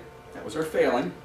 We did which, by the way, you guys know the new search features are kind of nice. In the old days, you typed in map grids, or maybe you did a radius, and if something was outside the circle, there was no way to deal with it. Now we have all sorts of cool little drawing things, which we're going to use in a minute.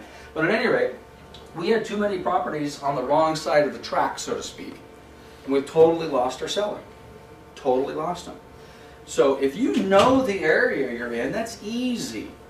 If you don't, and you have a client that says, hey, I'm trying to sell my property, and you're not as familiar, and you don't do all, which is why there's a difference between doing this in 10 minutes and taking 3 days. Because if you don't know the area, and I'm not kidding, if you don't know the area, what you should do, you pull up every property you think matches, you get in your car, you start driving it around, and then you learn. You learn that, oh gosh, I'm really glad I did not send these 6 comps. Because now that I've gotten my car and I've gone out and seen these 6 comps, I realize these comps are not comps. Okay? So at any rate, I want to go back to the previewing thing first before we even get into this. We're in the realist tax 2, by the way. I don't even know how to get in the old realist tax, but apparently you can still get in the old one. So I would suggest, for whatever reason, if you're going that way, don't. Go to the realist tax 2. But this is one of the cool features, which I think is relatively new. Maybe you guys already know this. It has property and sales information. And what you can do is you can go to MLS statuses, and you can say, give me everything that's active on this map. Okay? So I'm going to click the active box. Oops, I might have timed myself out. Why is it not checking my active box? Active. What happened here? You have to zoom in to do it, is that what it's telling you? I don't know. I think I have enough map to do it. Let's try it again. Okay, well, that seemed to help a little bit. Okay, I'm going to take active, pending, but for now let me just take active. Okay? Now again, we're not going to, we're not even talking about doing a CMA yet. I'm just looking for active properties. If I press enter. Okay, that's nice. Go away. I want to make this go away. Okay, all right. So, let's suppose for a minute I wanted to be the Sunnymead Ranch expert, okay? Or any city expert. Again, this is not what I'm talking about, but let's pretend I just ran a hot sheet today. And let's pretend that all of these blue or greenish dots are listings that just came on the market today, okay? Now, these have been on the market for a while, but here's one that looks like on Canada. This is what I'd like to see you guys do. When this listing comes up, you're going to pull up the entire listing data. You're going to call the seller, and you're going to say, hello, my name is Lance Martin. I'm with Coldwell Banker Pioneer Real Estate. I see your property just came on the market for sale on Tonada Lane in Moreno Valley. I am the Moreno Valley expert, and I would love to come on up and preview your property today. Who's doing that? Anybody? Okay. And the seller, is the seller going to be excited? The seller is going to be excited. Why are they going to be excited? They're going to be excited because they just listed their house for sale yesterday, or within a couple of days, with the ABC Real. By the way, we are not prospecting this seller. We are gaining knowledge for ourselves. They just listed their house a day ago with ABC Realty outside of our company. We are now calling them, confirming the fact that their house is listed, their agent has done a good job, and we're interested in seeing it. They're going to potentially ask us the question that says, do you have a buyer? And your answer is going to be no, I do not have a buyer. They may say, well, why are you coming by? Because I want to come preview the new listings that are on the market, and there's 7 new listings on the market today. You happen to be one of them. It's in an area that I specialize in. I'd like to come on up and take a look at it. If I do have a buyer, I'll be ready to go, so on and so forth. So this is the deal. You make an appointment to go see this house. And of course, if it's an REO, you go see the house, okay? You go there, and this is old school real estate. There's a lot of new people watching the video and a lot of new people in this room, but this is how you do it, guys. You take your business card with you, you knock on the door, say, hey, I'm here before my appointment, here's my card. It's okay if I take a quick look around? Yes, great. You spend 60 seconds walking through that house, go through the back door, and say, thank you very much, I'm out. Do you leave your card? Yes, you leave your card. It's a professional thing to leave your card. You are not soliciting somebody else's